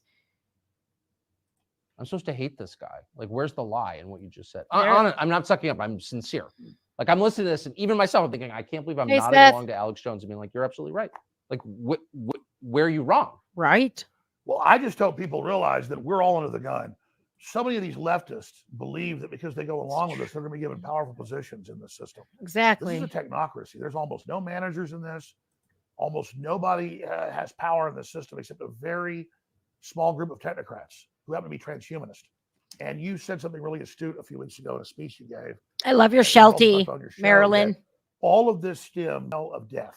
So one of the things I find so striking about you, having watched you on and bring off this over up the again. years, Pay attention to Marilyn's and this must comment, be you a burden guys. for you personally, but your ability to see people at a deeper level, or to see things in them that are not obvious to the rest of us. And I want to give a specific example. So there's a guy called Brian Stelter who had the media show on CNN. I first met Brian Stelter when he was a high school student or a first-year college student, because he would hang around the show I worked on at the time at CNN. This was 20 years ago at least. And I always thought he was awkward and weird and probably had a super creepy personal life, but I never took him seriously. There's a pretty famous clip, and I want to play it right now, of you critiquing Brian Stelter And you take him way more seriously than I ever did. And I think you're right to. So this is a pretty famous clip of you. Right on there. Brian Stelter. Hell on earth. He wants to run your life. He wants to control every aspect of your life because he knows he is a cowardly, degenerate sack of anti-human trash. Damn. I pledge before my heavenly Father that that I will resist them every way I can. These people are the literal demon spawn of the pit of hell. Look at him. And you know what? He is better than you if you keep letting him run your life. He runs your kids. He runs the schools. He runs the banks. This guy, this spirit, this smiling, leering devil that thinks you can't see what he is your enemy. Period. Damn. All the narcissistic, devil-worshipping filth. Do you hear? He just went the F off. I want to play that again because I think we all need to wake up to this. Okay, please, for the people that were not paying attention, let's pay attention now. Okay, Alex Jones just went off. And you know what? I'm glad he did. I'm glad he went off like that because he is, again, he's saying exactly what we need to read. He's telling you what to do. And if you don't listen, you're stupid. You are mind-controlled, brainless sheeple. And that is something that we cannot afford to be today. We have to be well-informed. We have to be educated. And we have to know who our enemies are because a lot of the times wolves, well, they come in sheep's clothing. The Disney Corporation, all of these Satanists of today, man, we're getting deep. We're getting so deep here.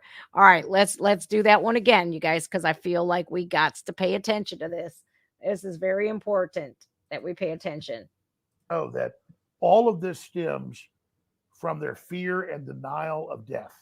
So one of the Everybody dies. things I find so striking about you, having watched you on and off over the years, and this must be a burden for you personally, but your ability to see people at a deeper level or to see things in them that are not obvious to the rest of us. And I want to give a specific example. So there's a guy called Brian Stelter who had the media show on CNN. I first met Brian Stelter when he was a high school student or a first-year college student because he would hang around the show I worked on at the time at CNN. This was 20 years ago at least.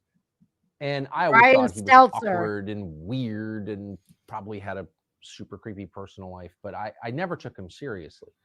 There's a pretty famous clip, and I want to play it right now, of you critiquing Brian Stelter, and you take him way more seriously than I ever did, and I think you're right to. So this is a pretty famous clip of you on Brian Stelter. Hell on earth. He wants to run your life. He wants to control every aspect of your life because he knows he is a cowardly, degenerate, looks like a pedo of anti-human trash. I pledge before my heavenly Father that I will resist them every way I can. These people are the literal demon spawn of the pit of hell. Look at him. And you know what? He is better than you if you keep letting him run your life. He runs your kids. He runs the schools. He runs the banks. This guy, this spirit, this smiling, leering devil that thinks you can't see what he is your enemy. Period. That's classic, man. All the narcissistic, devil-worshipping filth. Filth, floor, and filth. I see you, enemy. I see you, enemy. Enemy. Enemy. You are my enemy. And I swear total resistance to you with everything I've got. Woo! Disingenuous, fake, false, broke back, twisted, a defiler, a betrayer, a backstabber, a devil. You don't think I don't see you, Stelter? I see you. You understand me? I know what you think of me and my family. I see you right back. You understand that? You understand that, Stelter? I think that probably was one of the best clips I have ever seen. You know, when somebody is that passionate about it and you hear people getting in and you're seeing veins popping out, you know that man's speaking some truths. Brian Stelter, right? Stelter. Stelter. I never knew of him until now, just now. It's good to inform yourself who the enemy is. I'm sure he's got his hands in a lot of things going on today. He looks like a chomo. Not gonna lie. He sent my pedo vibes off. Boop, boop, boop, boop, boop, boop, boop, boop. He controls your children. He controls the banks. He controls everything. How did he go from this geeky little weirdo to who he is today? I'm going to do a deep dive into him. And I'm going to say this, my Heavenly Father, as my witness, you ain't got just Alex to worry about resisting you, Brian. You got a whole mass of people knowing who you are now. The cloak of invisibility has been revoked. I can't believe these people exist. I literally cannot believe. And of course, now we know why the anti-Christian rhetoric and propaganda. Now we're seeing it. Good. Better late than never. I've only watched that several hundred times. I'm and I going to laugh watch every it several time, hundred but I times too. also, there's something to, if Brian Stelter had absolute power, would you and your family survive? Of course not. You wouldn't. You'd be, of course not, and neither would mine. So there's a lot that's true about what you said. How did you perceive that? The rest of us just made fun of him. Now, once they started the censorship and deplatforming, remember back then they would deny it. Oh yeah, we're taking people off air, but it's not censorship. Now they admit, no, it's censorship. We're doing this for your own good. So he was really the face of that. Stelter. And he was working for the head of CNN that was really in charge of it. It later came out.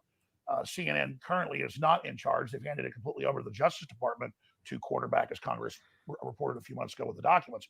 But at the time, Brian Stelter and his mini-me, Oliver Darcy, were going around calling up and harassing my sponsors, taking sponsors away. That's something. And they were going around and organizing big tech to take right. not just myself, but many other people offline.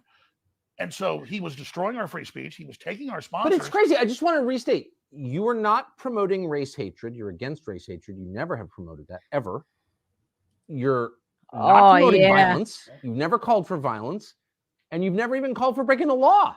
And so that's why there's so much anger there, because I remember the day I did that and a few other clips that went viral. I showed all the stuff he was doing, but then the media attacked me and just clicked it out. No, I don't like DeSantis. But still it reverberated with people because people were sick of the corporate legacy media. So people say, well, why is he so angry? Well, it's because he's literally trying to take us off air, literally taking our sponsors. I mean, the equivalent of the Vikings 1,000 years ago in England pulling up and burning a village down. And so there he is, all sweet and liberal and cackling and laughing, but he's really an agent of anti-American totalitarianism. And so he was the front man of that. And I wanted to just simply say, well, you're right. I see you. I know what you're doing. So people see it. Going, Eric. Don't give up. So mean to him? Well, I mean, he's literally trying to destroy my free speech, take me off air, and put my family on the street. So I'm pissed off at him. What's interesting is, and fair enough. I don't know if you want me to reveal this, but we had dinner in our barn last night, and there were some drinks. And after dinner, you and my producer called Stelter on the phone, and what was so and it was on speaker, so I listened to it.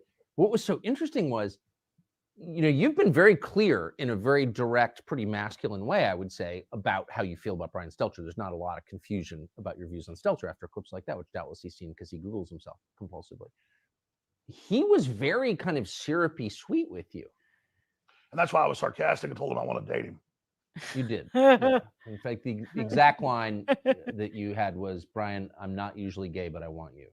Yeah. And he seemed a little bit, I'm not saying he's open to it or whatever, but he wasn't shocked by it. And he's like, give me your phone number. Give me, I want to talk to you. Yeah. And then he hit your producer up. Please give me his number right now. Let's that talk. was interesting. But I was being silly with him. But there was also a line. He goes, oh, Alex Jones. I said, I want you to come on my show.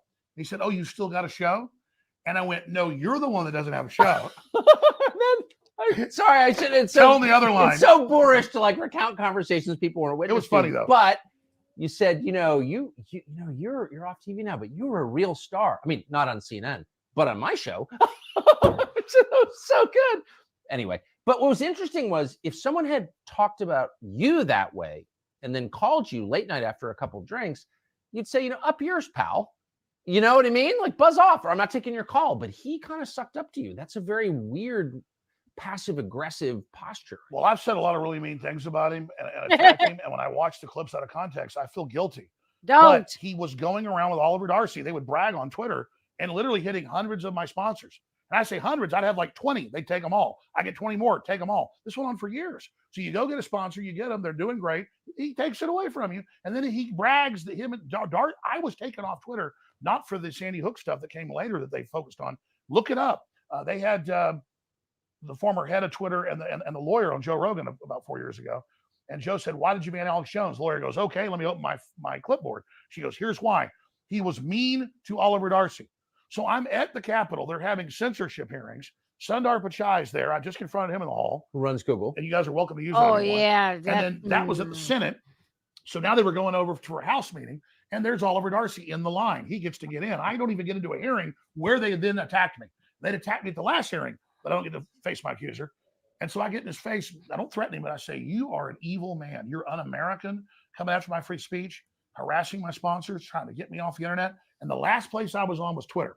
They'd held out. And so Jack Dorsey had held out. And so Jack Dorsey admitted, well, the last straw was I bullied Oliver Darcy. And so that's why I was deplatformed. Elon Musk thinks it was the Sandy Hook thing. And notice. Do you know that in most cultures, bullying Oliver Darcy would be like a rite of passage? Like you couldn't, like that would be a positive good, right? Well, but here's the thing. He's literally on Twitter, taking my sponsors, calling for me to be silenced. So he's been attacking me, attacking my speech and my living. And then all I do is shove a camera in his face while he's waiting to go into the hearing for 5 minutes and say, man, you are un-American. You got some evil eyes.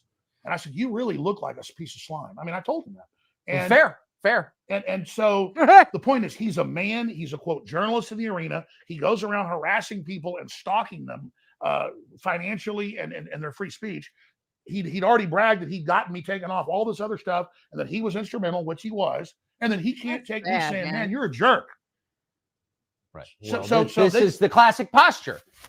Stop hitting me, he says, as he, fires a gun through your windshield.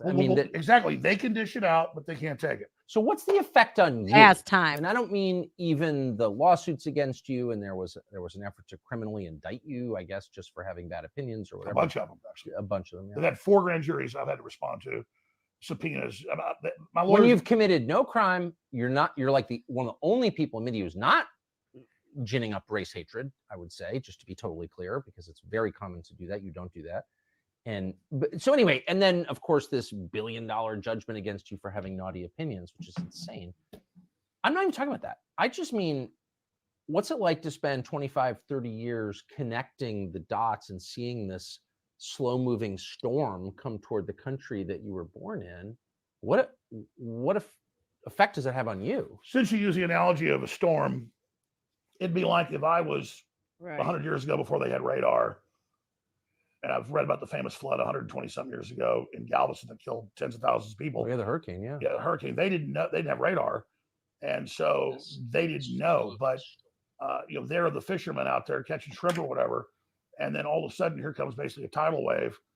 And if I was one of those fishermen and I knew my children and my wife were on shore at school or work or whatever, and here comes a 40, 50-foot wave I know is about to kill them, I would not be thinking about myself watching this giant wave come in. I'd go, oh my God, my wife and kids are over there. And so it's not that I'm a hero. It's not even a selflessness. I realized that I was just out in front and ahead of some people in understanding this because of family and research and just, things in my life that I saw that encouraged me to get involved in the media because I was aware of the globalists and some things that were going on because my uncle was high-level Iran-Contra, had some other family that worked in clandestine things. So I kind of grew up just around folks that knew what was really going on. And you're a kid, you don't really pay attention to it, but you kind of get that education, even though you don't know you're getting it. And so I've just been out front.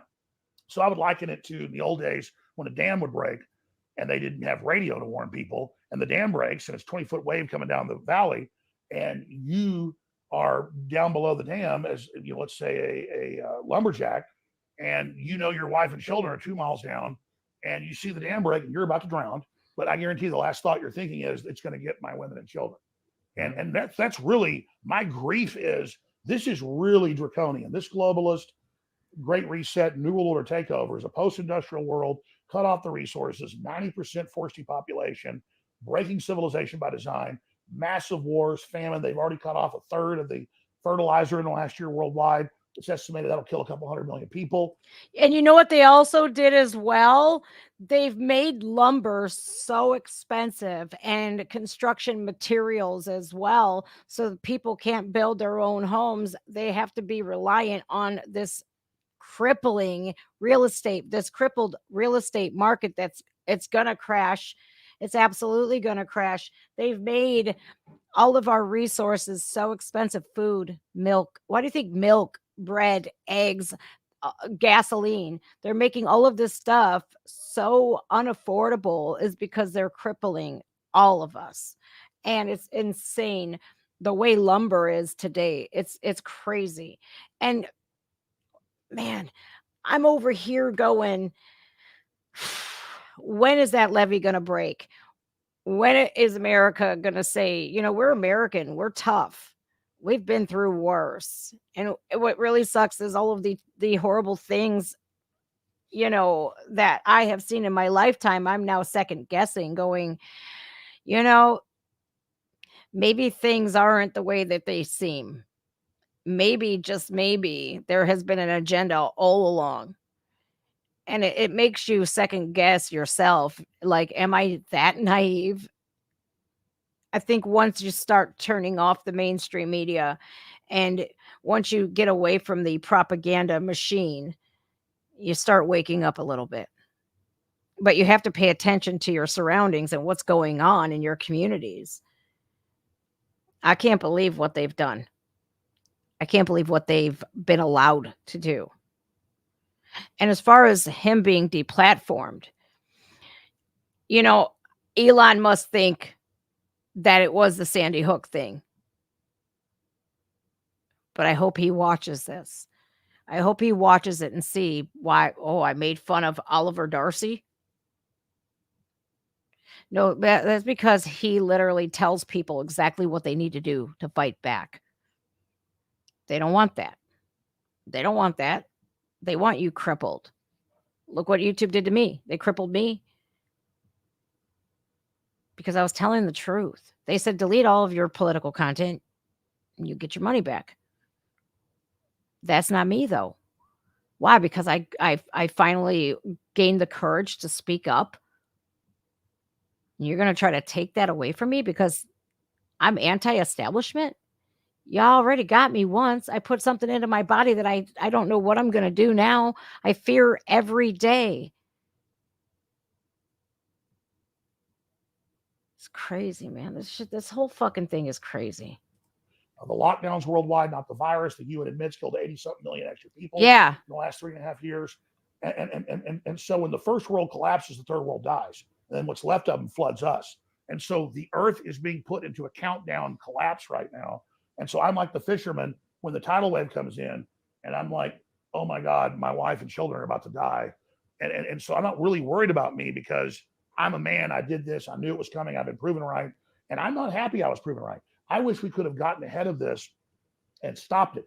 Yeah, we have a lot of credibility now that people see that we were right. So maybe we can stop the next phase of it. But the globalists have gone from testing phase, beta test phase, into full operational now. And they say, read their writings, we are going to have a post-industrial world by 2030. We will have no personal cars by 2030. You will be eating bugs by 2030. And we will start the depopulation of 90% of the people by 2045. That is the official WF, official UN, official Club of Rome plan. What do you mean the depopulation? They want to bring the world population down to 500 million. But I thought we were opposed to genocide. No or no? I guess we're not. Well, you know, we're told now, don't have children, it's bad for the earth. And we're told all right, this. girl. Elon Musk is right, and as a hero for pointing out, all the actuaries show, if you don't have 2.1 children, a man and a woman, Alex Jones. A man and a woman can have 2.1. It's in the aggregate, folks, out of billions. If a country doesn't have 2.1, 2.2 replacement rate, then you don't have people to take care of the old folks. Society collapses. And so Japan's 1.3, Italy's 1.3. They're done as cultures. America, without immigrant influx, is about 1.6. That's not that's not viable. And I'm not just talking about white people only here, but white people are 7% of the world population, maybe 8. And so I would be sad if the last of the Eskimos were dying. Right. I'm sad that the Japanese, within 100 years, there might be 20 million of them. But just to my previous question about, and without getting too personal, but like, I mean, I feel a little bit enervated and down just hearing your dot connecting here. Same. What's the effect on you over 25 years? I mean, if you literally foresee 9/11 before it happens, and you did, and it can be proven, we just proved it. Like, what's that like to live with that weird ability? Well, I mean, I know a specific clip. I specifically say, call the White House, tell them we know they're going to let Al Qaeda attack us, Bin Laden, and then take our rights. I said, call the White House. I put the number out, so I put my money where my mouth was, and that's the only time I ever said call the White House and tell them stop a particular event. I'm now saying we need to call the White House and say, you've let tens of thousands of military-aged men from the Middle East in. We know a lot of them are Hezbollah and Hamas. The FBI has confirmed that. And so when and if there's big terror attacks, which I believe will probably happen in America, we're not going to have Homeland Security get more funds and more power and grope us at the airports more. I want prison time for the agencies and groups that have allowed this. And I want Biden. I want Biden impeached now. Yes. And he just made a very good point. And I keep forgetting that I'm live both on YouTube and Rumble at the same time. Okay, look, he made a very, very important. He's letting us know what we have to do. Call the White House. Shit, I should call him live now. Like, what the fuck are you guys doing? This is not America. This is as anti-American as it gets. And the people that are responsible and aiding and abetting all of this, you should be not only in prison, but you should be arrested and charged and sentenced for treason. You have literally been, and they call Trump supporters traitors, which I don't understand. But those are your words, right? Because what? Oh, he's a threat to our democracy. Neither here nor there. We have far crossed that bridge. We're done. That bridge is crossed. Your actions is what treason is. You opened our border and allowed millions of people, 10 million people. We see you. We see what you're doing. Mitch McConnell, Alejandro Mayorkas, Nancy Pelosi, Joe Biden, Barack Obama, Hillary Clinton, Liz Cheney, all of these people that have been instrumental, the Democrat Socialist, every one of them. Maxine Waters, AOC, Rashida Tlaib. Where's her insurrection charges? Jamal Bowman just got censured from Congress. Okay, then, well, why isn't he in jail? Because if you or I would have done that, we got people still sitting in federal prison to this day for moving a fence, and they're in prison for 17 years. Call the White House. I think everybody should do it. I think every one of us should make a call to the White House. Let them know. There's a lot more people who are awakened, not woke. We are awake. And we're done with this because treason is punishable by death. And I'm sick and tired of the way things are. Criminals are not going to be celebrated over law-abiding citizens. We're not going to be proponents for killing babies, but then you're anti-death penalty for killers. Get out of here. Enough.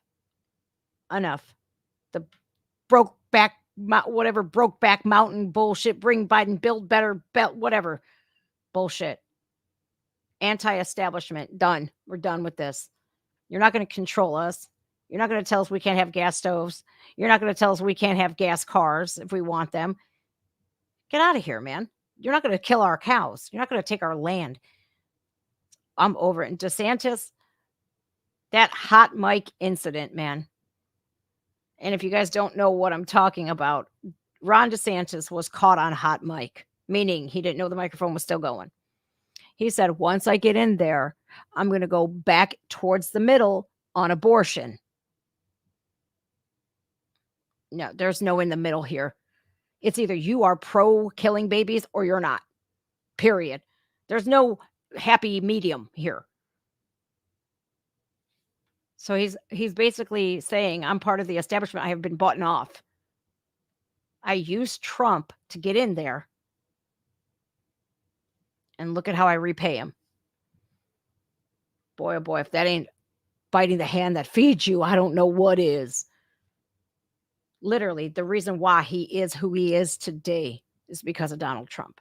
And New York, the way New York City has turned its back on Donald Trump, he made your skyline.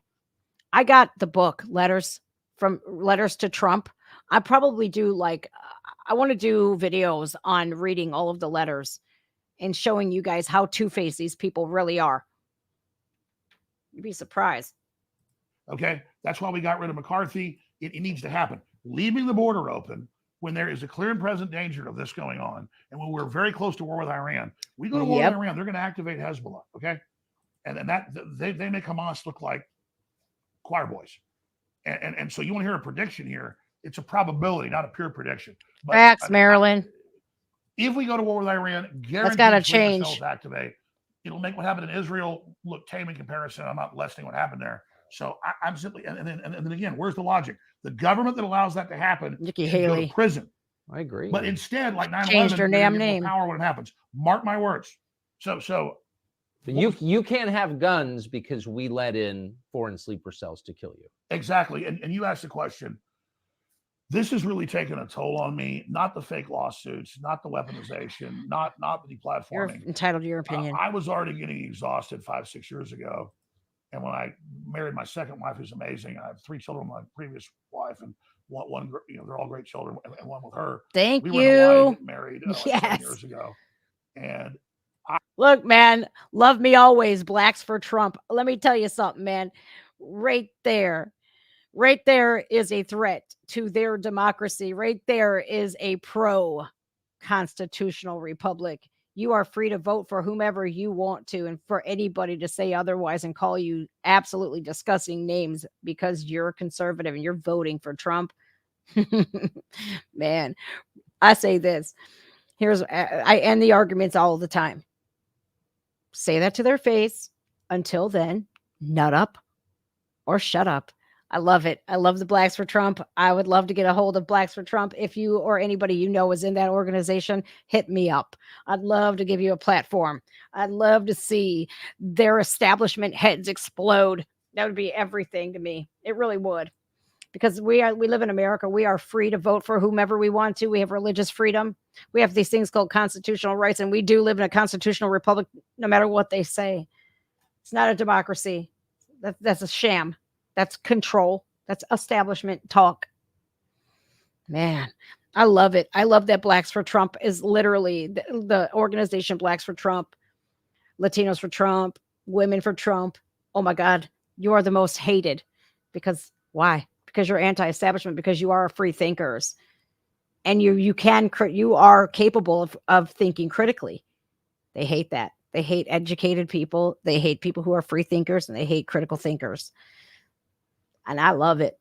I love it, man. Makes my day. So you can't have guns because we let in foreign sleeper Nikki Haley changed her name. Exactly. And you asked the question.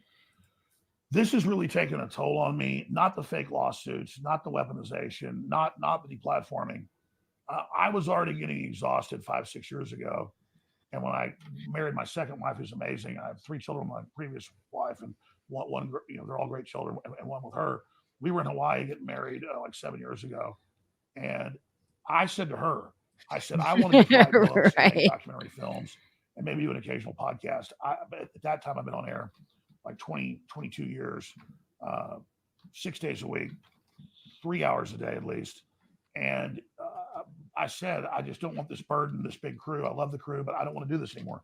I said, I want to move the country, and I want to because it's taking a physical toll to every day look at the stuff. And now I've gotten to the point, which even though I say don't let them break your will, don't let them demoralize you, that's because I understand the process. It's happened to me.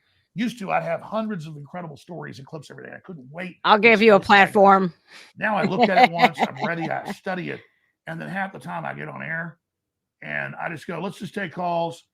Or I start talking about some fun story just because I mentally cannot sit there and stare into the abyss and stare at Biden or Well, their press secretary look, that's man, meant all to right. enrage us and Hey, all right, look, Roberta Glass, True Crime Report. You have absolutely a right to your opinion, but like, can't discount any of the things that they're saying. Steven Crowder's first wife has something to say about them too. My exes have lots to say about me, but the only way that you become a villain in somebody's story is when they don't want you to tell the truth on things. So go ahead and make me your villain. That's fine. Go ahead. But we all know what the truth is. And if you're, maybe I'd rather talk to Alex Jones's current wife instead, because the ex-wife is always going to have dirt and always going to say shit to discount the stuff that Alex is saying. Man, you're free to have your opinion. That's all I'm going to say. And I'm free to have mine. And everybody else is free to think however they want to. We can all be free thinkers here. That's what's so great about being each individual, unique people. Moralize us. And I think that's a defense mechanism that's healthy. So I think we all have to be balanced. I'm not asking people to only fight tyranny. I'm asking people to get prepared, get ready, but wake up as many people as you can, and then do whatever you have to stay sane. Because we have record suicide, we have record depression, we have record drug abuse. This country has been attacked. And if you read deeper into Globalist writings, they're doing it. And so we have to be aware of it. If you're aware of an attack and aware of manipulation, it doesn't give you full immunity from it. No, it doesn't. But it gives you a buffer. Yes. Imagine people that don't know what's going on, and they really believe El Chavez here has got things are bad, not because of the corrupt smart, corporations that are running very things, smart, but because those evil people in the countryside don't want to be left alone. And that's what they're saying on the news. It's the people in the middle of nowhere that want to be left alone. They're the bad guys, and it's the 5-year-old kid that's white. They're really bad. They're all inherently really bad, and just this is a demonic assault, and it really is good versus evil. But the key part, good versus evil, there it is. In previous shows that I mentioned that I didn't get into because there's so many topics, is this: when you said we need to brood on death, you talk about a simpatico or a synchronicity or a weird moment. I don't usually watch your show when it first releases one day because I'm usually at work or doing stuff till night. I may have misunderstood, but like, you have to understand, like, an ex is no matter if she discredits Alex or not, she's still an ex, and we still have to take that into account, right?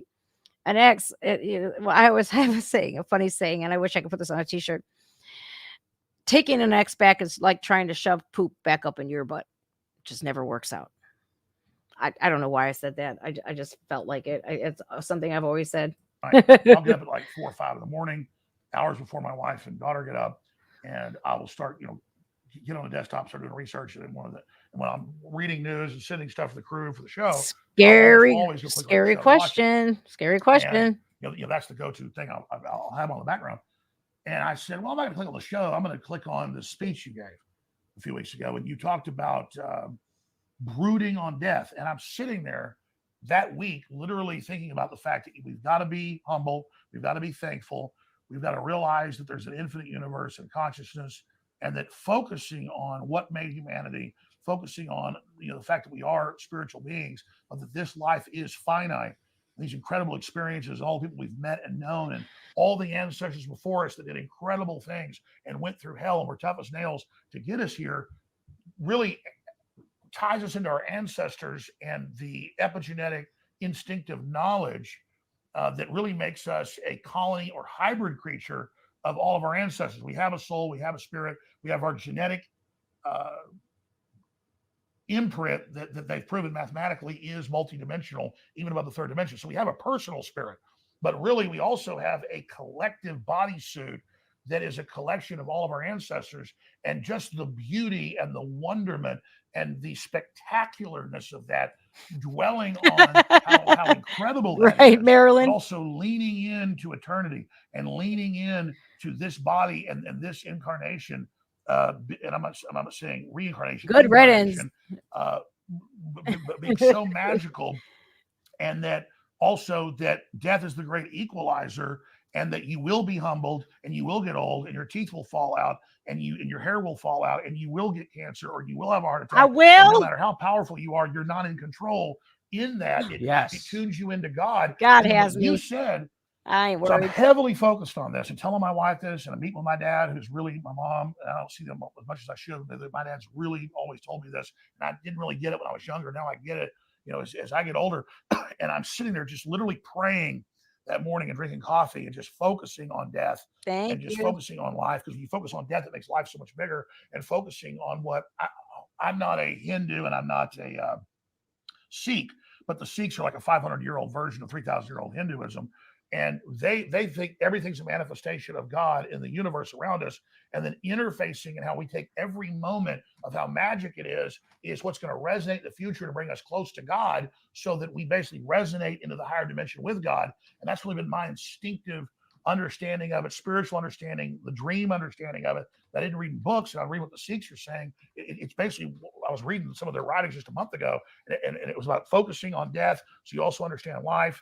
And being humble and being a servant, and how that's what empowers you, so you're not an asshole. You know, like your dad would tell you, focus on the fact that I'm an asshole and shouldn't be. We all have the asshole side. Yes. You have a better quote, but of your dad's quote's The actually root better. of all wisdom is knowing what an asshole you are. And it really is. My dad always says the root of all thing is being humble and appreciating things and not getting on a power trip. Basically, what your dad's saying. Yeah. And Sure, I so got my right pillar that's number wise here. men. And so I'm sitting there totally focused for like, I wouldn't call it meditation, for like 30 minutes, just sitting there in the dark with the computer screen on.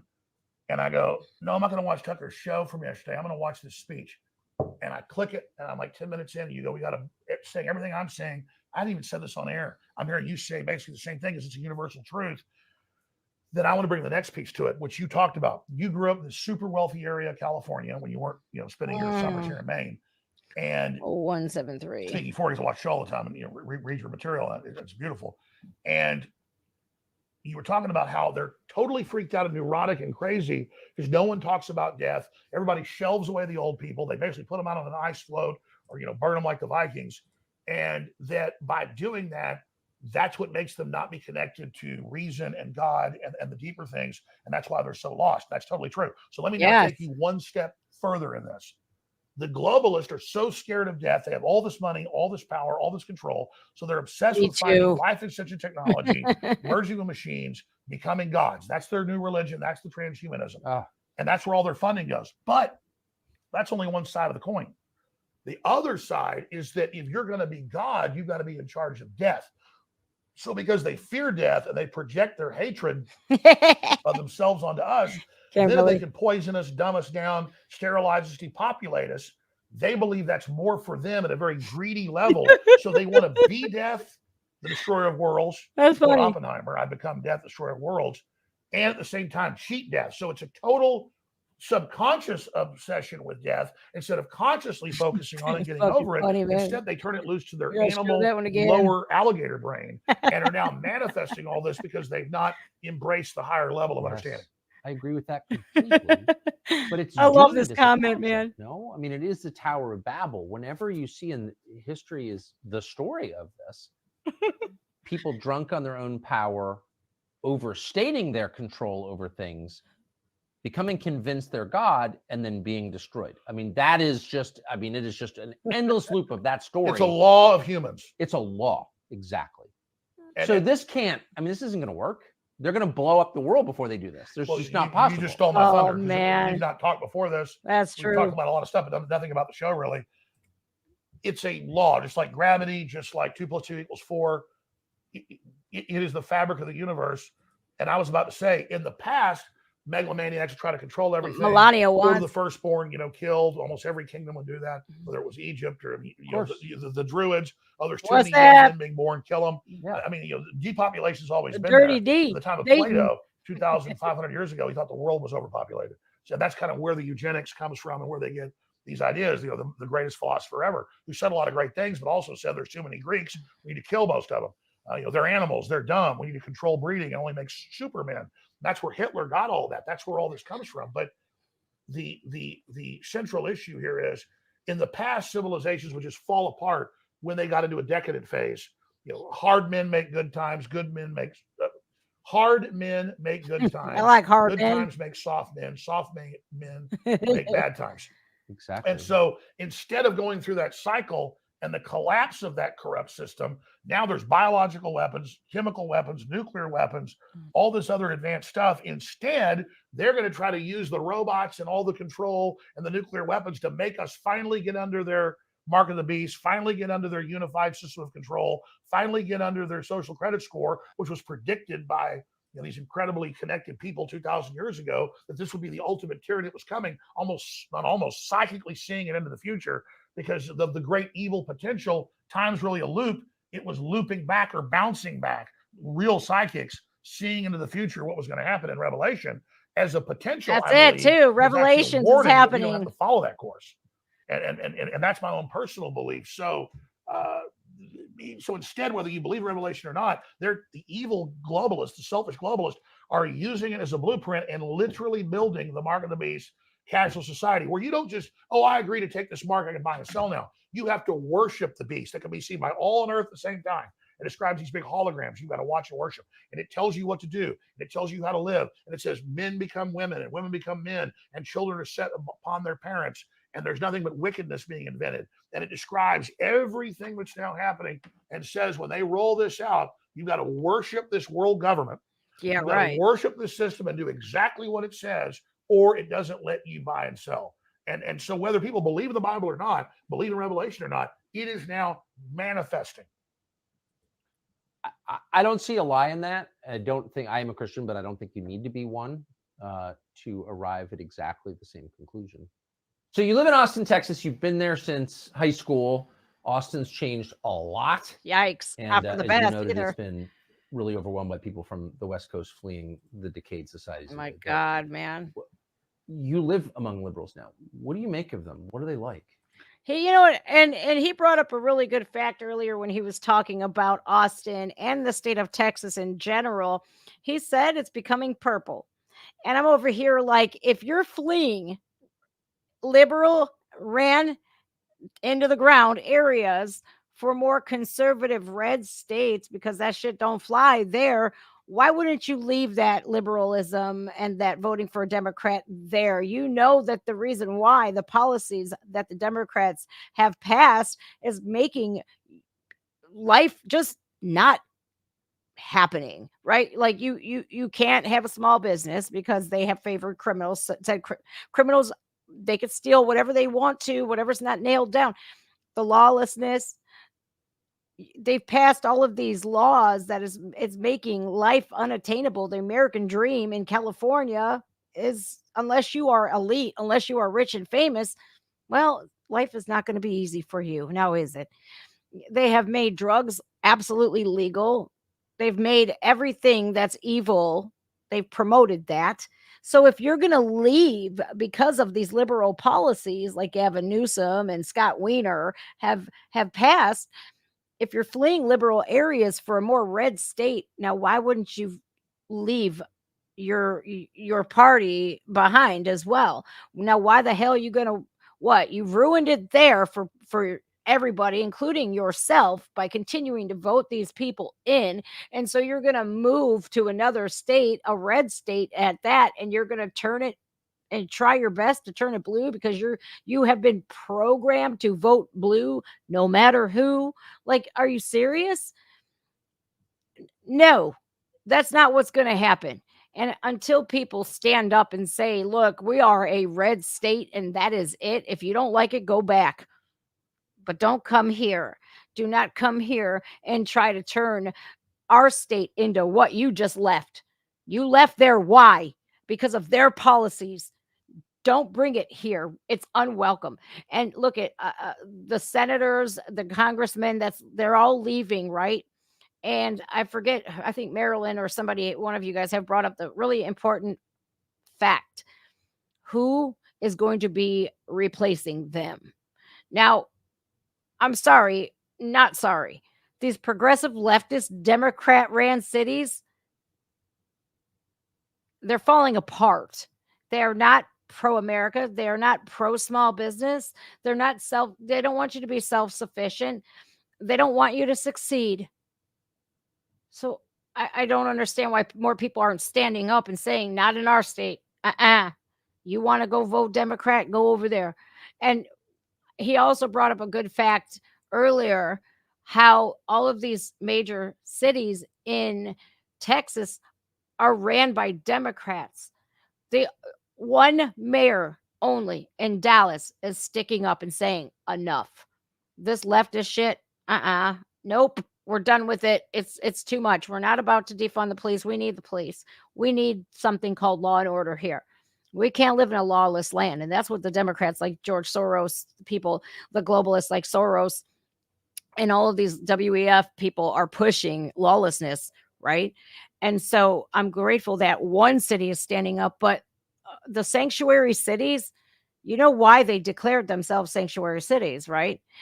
They said it to be virtuous, to say, oh, well, if you don't want them, we'll take them. But then when Abbott and DeSantis dropped them off, they were like, wait, we didn't really mean that. We're just saying that because we're calling you racist because you're against an open border. But when passing the sanctuary city laws like Lori Lightfoot in Chicago did, she's basically saying that come here and you will be freed from being deported. We will hold you here. We need to abolish the sanctuary cities, and we need to abolish them quickly, because I don't think we can wait until Trump comes in. I really don't. And again, this is a fight between good versus evil. And a lot of people are awakened to that. But what are we have to do something about it. We can't just sit here and just watch it go by. It's like we're watching a train wreck. And I know it's hard not to watch train wrecks and car accidents and whatnots, but we have to be proactive. You want to leave a liberal state, you better leave that shit there, you know? And I think like Ohio passing issue 1, man, that was not a win for women's rights. That was them trying to flip Ohio from a red state into a blue state. Murdering babies is not okay. And I called it out from day one. I said this. I said, look, there is a late-term abortionist who sent $100,000 of his own money for this ballot measure to pass. He lobbied for it because he's one of those people that is for late-term abortion and stands to make a lot of money. And what happened? Our lawmakers here, they don't do the right thing. They come off like they are controlling, like they have the rights over women's bodies. And that's not the case. We have to make it more about the babies that don't stand a chance, right? That is taking, and that is controlling the population. I'm so ashamed of my fellow Ohioans. I really am, who voted yes on issue 1. I am sickened because maybe they never watched a video on late-term abortion, but you literally, by voting yes on issue 1 in Ohio, you literally stripped away all of the limitations on abortion. So a woman that knows she's pregnant, which I don't want to hear that bullshit, like, oh, I didn't know I was pregnant, when your belly's this big. She can walk in at 7 months pregnant and say, I don't want this thing no more. Get it out of me. And they do just that. I just can't believe that they're trying to flip this too. And I won't stand for it. You're going to have to kill me first. That's what I'm going to say. I really feel sorry for them, because compared to, say, my dad's dad, like you were telling me about your foreman or your manager knows how to do electricity, knows how to build houses, knows how to fish, hunt. Yep. We just saw that big moose he got today. Yeah. These guys are impressive, and they can do everything. My grandfather could do everything. He could fix a combine with literally rubber bands and tin cans. He cut up into pieces. Yes, she is. And my dad's the same way. I'm a shadow of them and their can-do. And compared it's insane to liberals, I'm like light years ahead of them. They live in high rises. They get food delivered to them. They're not in reality. They don't have common sense. They go out the most dangerous areas that I wouldn't go into armed, in places like New York, that's right, Boston, and get stabbed, raped, murdered, killed. Then they defend the people, their families do, that killed them. They just are like pod people. They are just these obsolete creatures. Yep. That most of them have, I guess, jobs because they work for big tech or the system. But they are just completely disconnected, domesticated very, very politically ignorant, culturally ignorant, historically ignorant people. And they think they're elitist. They think they know a lot. They think they understand a lot. They're totally useless. What do they do for fun? Well, I was about to say, and they're the ones that want to depopulate. They're the ones that think that, like Bloomberg said, oh, what's a farmer do? It's easy. You stick a seed in the ground, it grows. Farming's incredibly hard. You better know what you're doing, and you got to have the weather on your side. And it's a all around the clock job. I've had family that are farmers. My dad grew up as a farmer and a rancher. In the summers, they would send me to work on farms and ranches. Best education I ever got. It's rough. It's tough. But is it really essential? Is food really essential? Well, we're told by John Come Kerry on in now. the last few months, he says we need to cut Yes. farming. Now, organic farming Is he still alive? is John bad for the Kerry? earth. I don't think I think it's a corpse, He seems like a corpse. like a rubber face, an Somebody- animatronic Chuck E. Cheese. I thought he passed years ago, but somebody told me he's still alive. I guess it's an open He question. runs around giving speeches saying we've got to cut farming or people are going to starve. And I'm not joking. I'm not joking. Oh dear God! Man, That's these what I'm saying. people Cut are down just- trees, cut the food off, cut the They're fertilizer off nuts. to save people. Well, speaking of starving, I mean, again, as I said at the outset, and I meant this, I've never seen a single person. I don't think there ever has been a person in the history of the United States Tag me with some who's good not books, criminally charged, guys, on Twitter. but was punished to the extent that you have been. I mean, they've really tried to drive you into the grave. I think, to be fair, it's been worse for Trump, but I'm the second. Yeah, that might be right. He has much bigger resources, though, to back him up. Oh, I mean, absolutely. He's the head of a I've- political party. I've spent everything. I'm Yep. completely out of money. I'm still hanging on, but yeah, Trump still has resources. I don't. They lied about my resources too. Said I had all these resources. Now it's been proven it wasn't true. So yeah, they've definitely. But it was more than $1 billion judgment I'll back you against up. for I saying say shit something too. other people didn't like. I guess. Well, let's be clear.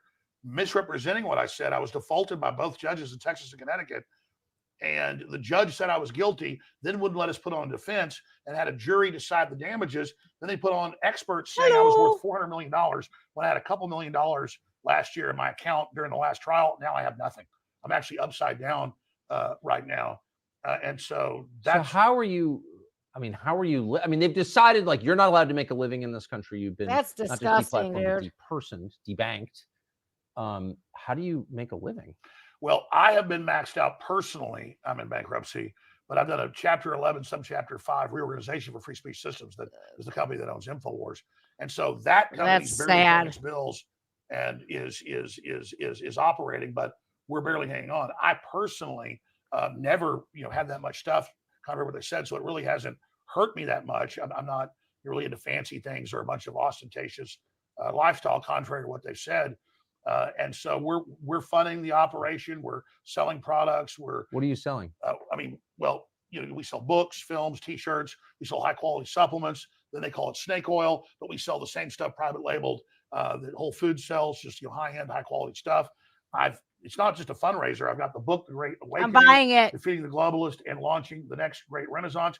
My last book that came out last year was a #1 bestseller. Okay, so now we're talking about his supplements and stuff, you guys. Look, man, what happened to that doctor? I don't remember what his name was, but it's not coming to my mind at this moment. He literally cured 8 people, I believe, of the AIDS virus with holistic medicine. They don't there's a lady, she's a black doctor. Her name is Dr. Lisa something or another. I can't remember her name, but they're fighting her. Big Pharma runs the world too. Now they are fighting her tooth and nail. She has found a way to kill cancer with lasers and nano lasers or something. They let it go to trial with mice and it worked. I have to look her up. Her name's Dr. Lisa something or another. It's called the Ola something Foundation. I'll have to get everything because I don't want to be wrong here, but they are fighting her because big pharma with chemotherapy, radiation, they're withstanding to lose a lot of money. I just watched a commercial last night and it was for tardive dyskinesia, right? Now you take certain mental health medications and it gives you a side effect of tardive dyskinesia, making your muscles are involuntarily moving, your face is distorting, and this medication is giving you a side effect. Well, now they're selling medications that literally make the side effects of the medication that they're giving you. They're selling the medications to combat the side effects that their medications are giving people. I'm over here going, what is going on here? So say what you will about his supplements or not. You don't have to buy them, but it's worth probably checking out. And again, here's reason why he's such an enemy to the deep state is because big pharma, big tech, the banks, look what they've done to this man for simply being opinionated and reading out loud the quiet part that these other people are saying. No, I don't agree with him on the Sandy Hook thing. I've made that perfectly clear in the beginning of the stream.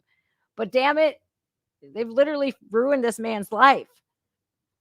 Why? Because mean tweets?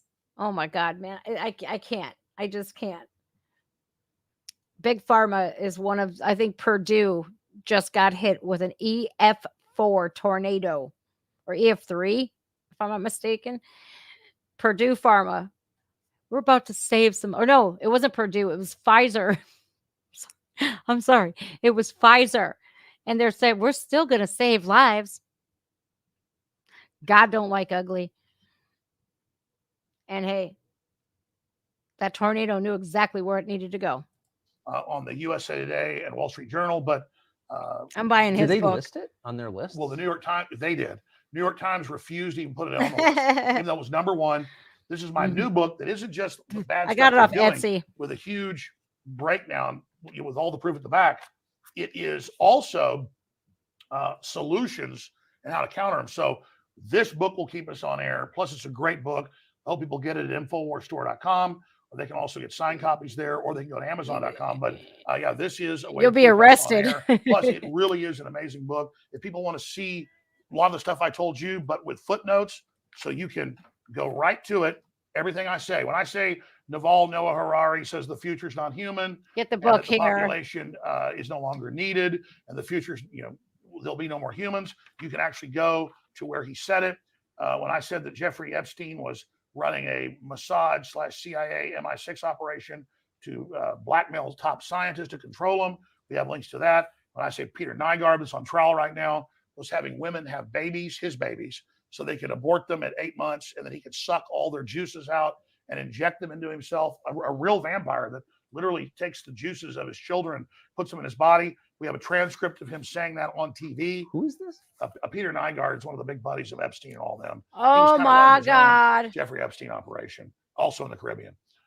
So I mean, this book is super, super hardcore. I'm buying it. Amazing forward by Steve Bannon, and they had a great researcher. He's also a lawyer, Kent Heckenlively, went through and double checked everything I said for the book, obviously, so they wouldn't get sued. So this thing is well researched, well documented. It is the Great Awakening, because the Great Awakening is the counter to the globalist Great Reset, to destroy society and then build back better. But it seems asymmetrical at best. I mean, you build back better.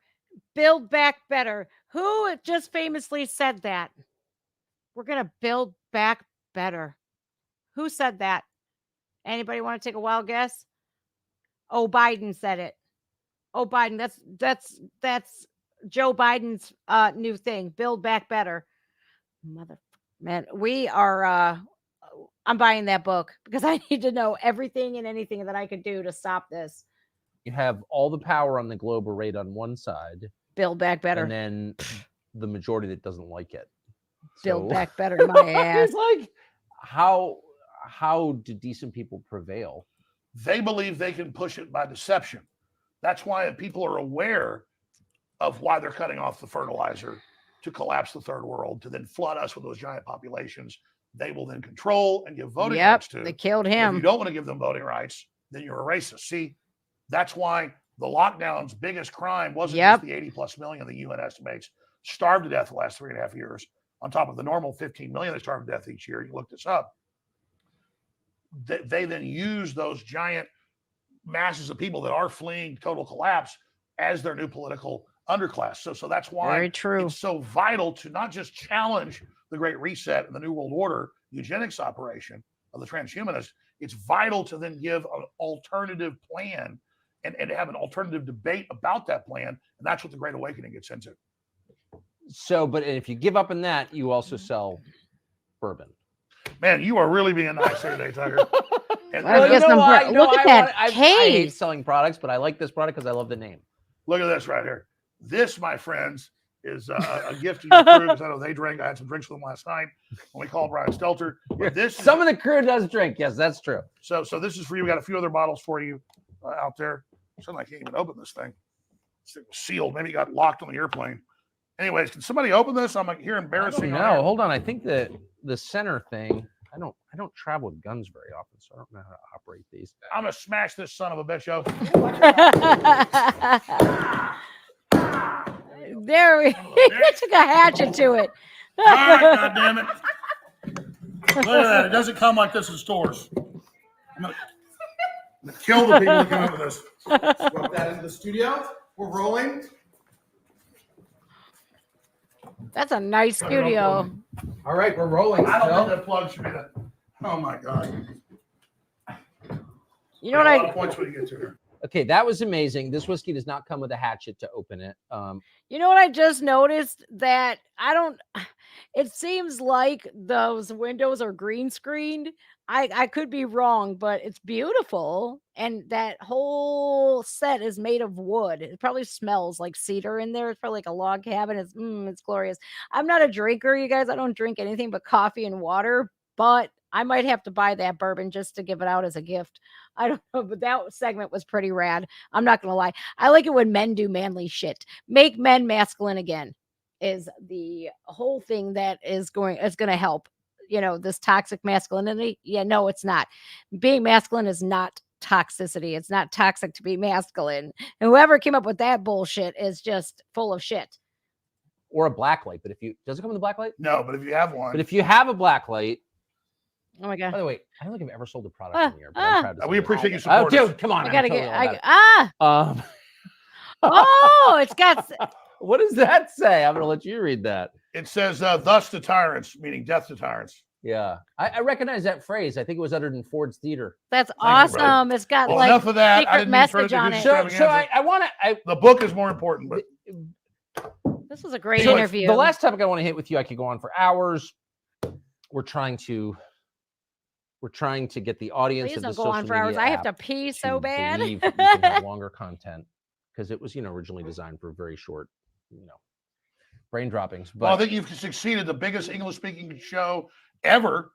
I mean, it's bigger than Jimmy Carson, bigger than Joe Rogan. Congratulations, showing that freedom is successful. well, and thank you. popular. Well, we're grateful that It's like it's a- independent I'm grateful to music you. that artists. we have free speech. But anyway, but here's my question. So all of the trends that you describe, I think very credibly, and I'm a little bit surprised, but not at all ashamed to say I agree with pretty much everything that you've said. Amazingly, but I do. And I Yep. think most reasonable people, if they just drop the kind of filter and stop lying to themselves and ask, like, where's the lie and what he's saying, I think we'd come to the same conclusion. But all of those trends are being forced to kind of ahead or they're going to come to fruition or something's going to happen in the next 13 months because we have a presidential election on the books Poontang. and you have this car crash and I just do not see how it's resolved. Do you? Like what's going to happen? Again, should get a catheter for it's the times like truth. these. Really, the only show I watch every day is yours when you have a new show because I don't just agree with you. I learn stuff every time. And what you've been saying the last few months is dead on. And a lot of people agree with you. And I know I do. That you look at the trajectory of this, how they're escalating on Trump, whether you love him or hate him. He's now a populist icon. He's now the underdog. The globalists are coming after him. They're coming after our right to vote for who we want. He gets 60%. Which is the fundamental right in a democracy. The people rule. I can vote for whomever I want. If you don't like that person, that's immaterial. Absolutely. Right? And he's been indicted for saying they're stealing elections. They're stealing it. Oh, I'm aware. Well, yeah, absolutely. In their indictments of him is Absolutely. election theft, but yes. So they indict him for what they're doing. But despite that, he's got 60% against all other Republicans. He's 15, 20 points ahead of Biden. It's backfired, but the deep state's not going to stop. So when you said to Trump several times in that 400 million views or whatever you got, biggest show ever. I have it on my You know, you phone, said you to guys. I'm him, going to run to the ladies' well, room. isn't the next thing I'll them keep it trying to running, kill you? though. And he's so confident he doesn't want to think about that. And He doesn't want to think I about have it. you live whereas on my I phone. admire someone that's that confident. You know, the deep state does kill people, and that's their only next move because this is failing. And I think they're going to kill Biden too, or I think they're going to try to. What you said in the speech again before the last one I talked about like a month ago, you said, I don't see Biden and Trump being the candidates. You see the system, the media going after Biden, and he deserves it, but they were covering it up until now. Now they're covering the laptop. Now they're covering attacking the dog. Now they're covering, you know, all of his senility, all the corruption, the Chinese spies. Attacking a dog. What a pig he is. I'm sorry. Well, I mean, I was told that by Secret Service and by people that, let's just say, work with them. And I'm going to leave it at that. But I actually have a contact for you. I'd like to be able to hear it from them. But when this is over, I'll let you actually hear it from yourself. I think they'll tell you off record. I think they're willing to talk to you. But yeah, he is completely out of his mind. He wanders around for the entire 2.5 years. It's getting worse. Naked in the White House. In the middle of the night, doesn't know who he is. They have to give him a bunch of drugs, a bunch of amphetamines in the morning. Then they've got to drug him at night. Sometimes he's got to though. And then comes back out at night for a ball. That's when there's a real problem. He is on drugs. I have established that. And I know someone who witnessed it. I'm not guessing at this. I know someone personally who witnessed him taking amphetamines. And this was during the 2020 election. So how's this going to? That's huge. I know you don't play games. You've been no, I don't play games with this. I'll just say, he's a makeup artist. Ew. Look, you said the NSA spying on me, high level, and then a month later they went, yep. Did you hear that, you guys? Okay, so I'm listening while I'm using the ladies' room. I did wash my hands. See, I did 2 times actually. I just learned something that I don't want to know about Joe Biden. Literally. Could you imagine having to be on that staff? Could you imagine being that German Shepherd? Literally, like ugh. And then they have to pump him full of amphetamines. That's you'll see a couple of versions of Joe Biden. One that's completely incoherent and walking around aimlessly. And then you see one that's talking like you and I. Like that's when I think they've got him pumped full of whose coke was that, by the way? I don't know. It's kind of like up in the air now. Ew. When I heard that, I just got a mental picture of a liver spotted, droopy, old, senile pervert walking around naked. Like, I almost barfed. But he did say something really important here. The deep state does kill people. And I think that's absolutely correct. And what I'm so afraid about with Donald Trump is that, you know, they're going to stop at nothing to get him off that ballot. And I literally would not be surprised. You know, they keep denying him more Secret Service and this and that and this and that. And Tucker brought it up earlier on the interview with Trump. Like, do you think they're going to kill you? And you know what? Can we put it past them anymore? No, absolutely not. But I don't think there's enough amphetamines in the world to make Joe Biden coherent at all. That dude. And that is exactly why he's the perfect WEF commie puppet. He is perfect for what they do because what? They throw him a couple $1 million and he's off. I'll do whatever you want to. That dude has been, he's got classified documents in his garage, but he's not getting arrested and raided. It's pretty bad. What he's done to the FBI and the DOJ, the IRS, what he's done to the Department of Homeland Security, Border Patrol, what he's done. How can we undo this? We're going to have to pray that more people come to God and have their come to Jesus moment, because if we don't, we're fucked, man. We are categorically fucked. But I need to get that image out of my head, for crying out loud.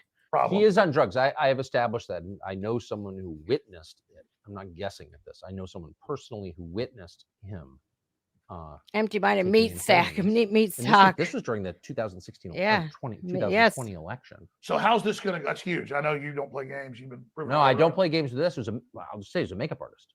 Well, no, His you makeup you artist said told the me that. NSA spying on me, high level, and then a month later they went, yes, we're spying on Tucker Carlson. Yeah, I know. So you don't make stuff up. And so what I'm saying here is Biden's a liability for him. Trump's a liability. What do? Yep. They have a right winger, they'll claim, assassinate Biden, and they'll have a left winger assassinate Trump. That then gets the country even in more of a fight against each other.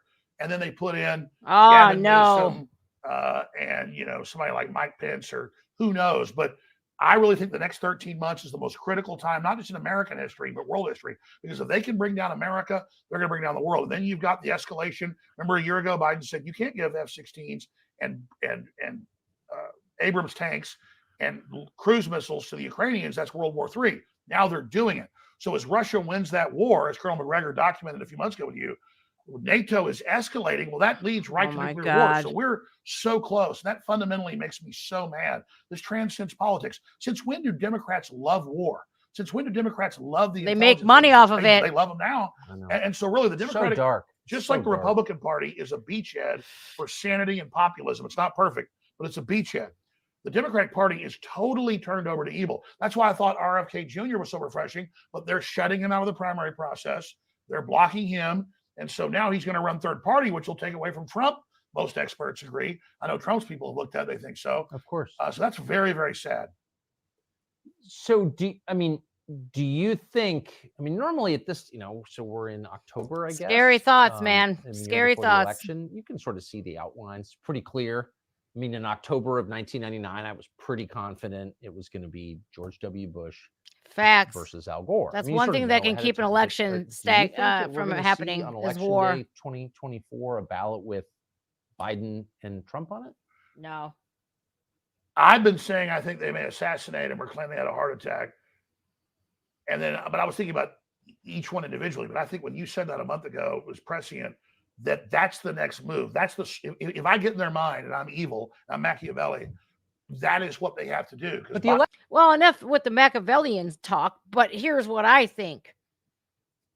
Hear me out. Now, this is just speculation. This is just my opinions, right?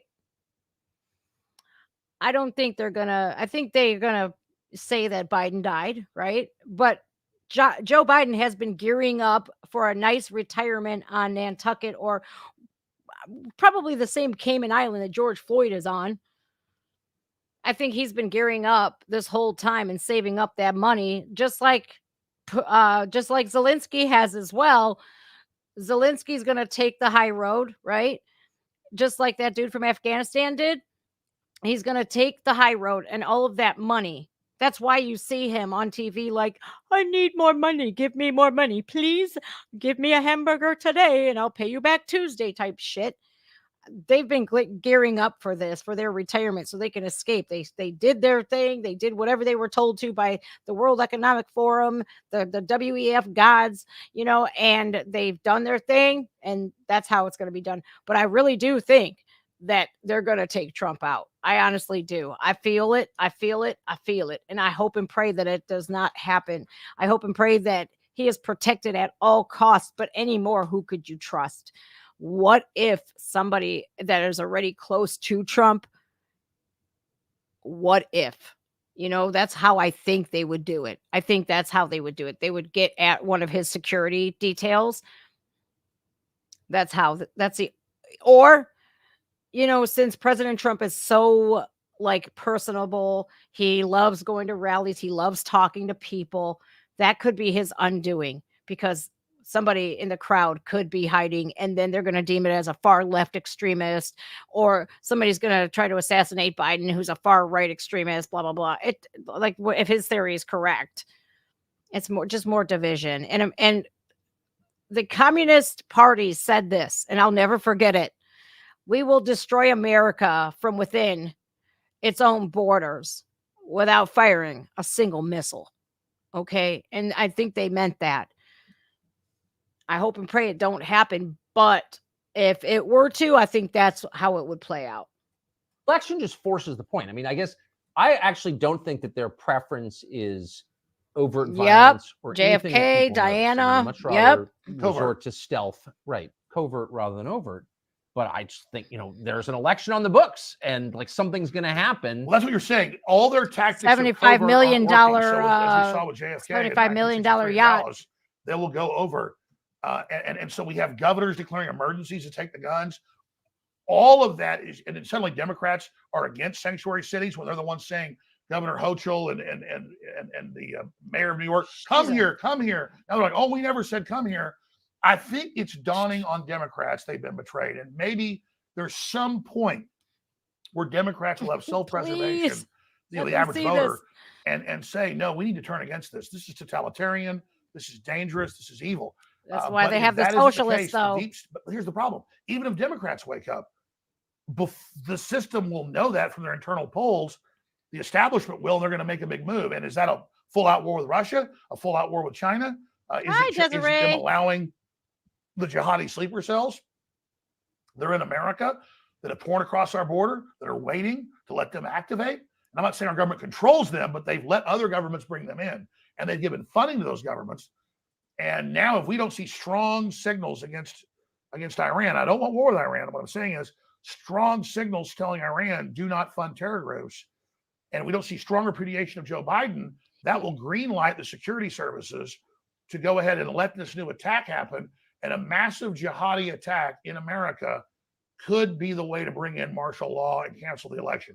That's also, it. Klaus Schwab loves the Telegraph. So is the UN.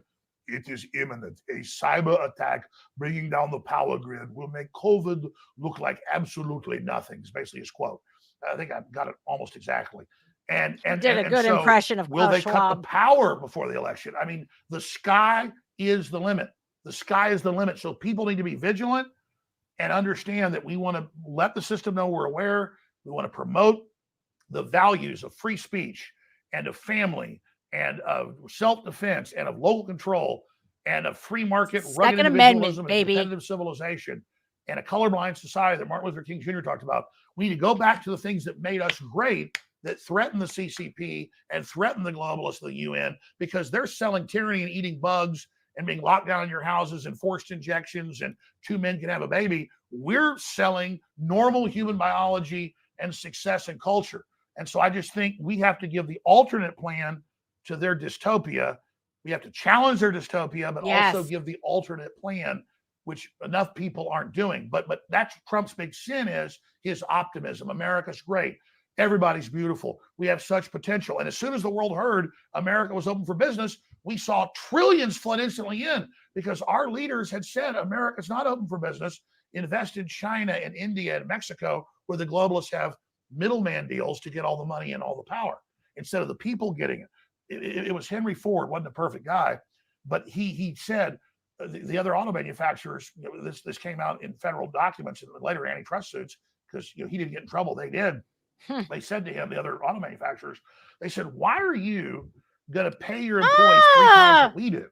And he said, because I don't want just rich people buying my cars. All right, hold on. I want to stop the show really quick and say hi to Mark. Hi, Mark. Look at my guys coming in. Desiree, Mark. Wawa's here. I love you. Hey, we got to get this on a shirt, bud, because I bought this on Etsy. I don't know if we could have it printed or not. Let me show you the design, because this is a man that actually is in charge of my merch. That it's free with Amazon Prime. It's free shipping worldwide, and it's good quality, not that Teespring shit. But see if we can get this printed. Like, we should make white straight conservative. How else can I offend you? Black straight conservative. How else can I offend you? Latino straight conservative. How else can I offend you? And I think that would do good. But all of the proceeds, 100% of them go to charitable, like the veterans and whatever.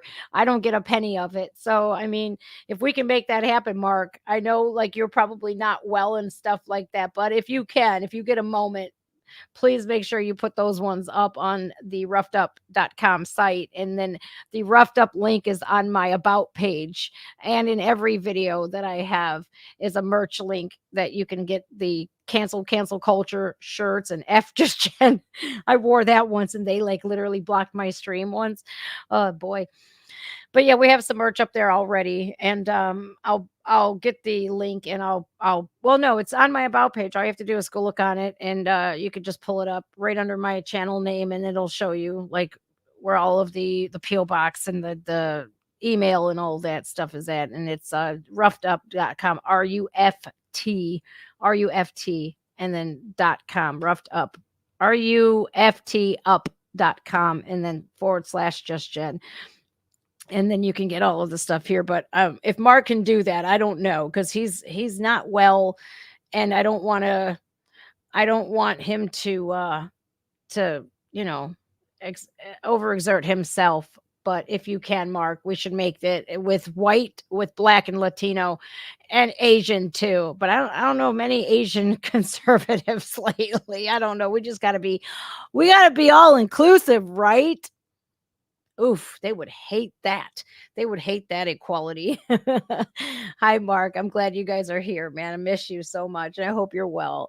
All right, back to Alex Jones. What he was saying is very important, you guys, and he was touching on the communist bull crap. And I think the ending of this, I'll back it up a little bit just so we can hear.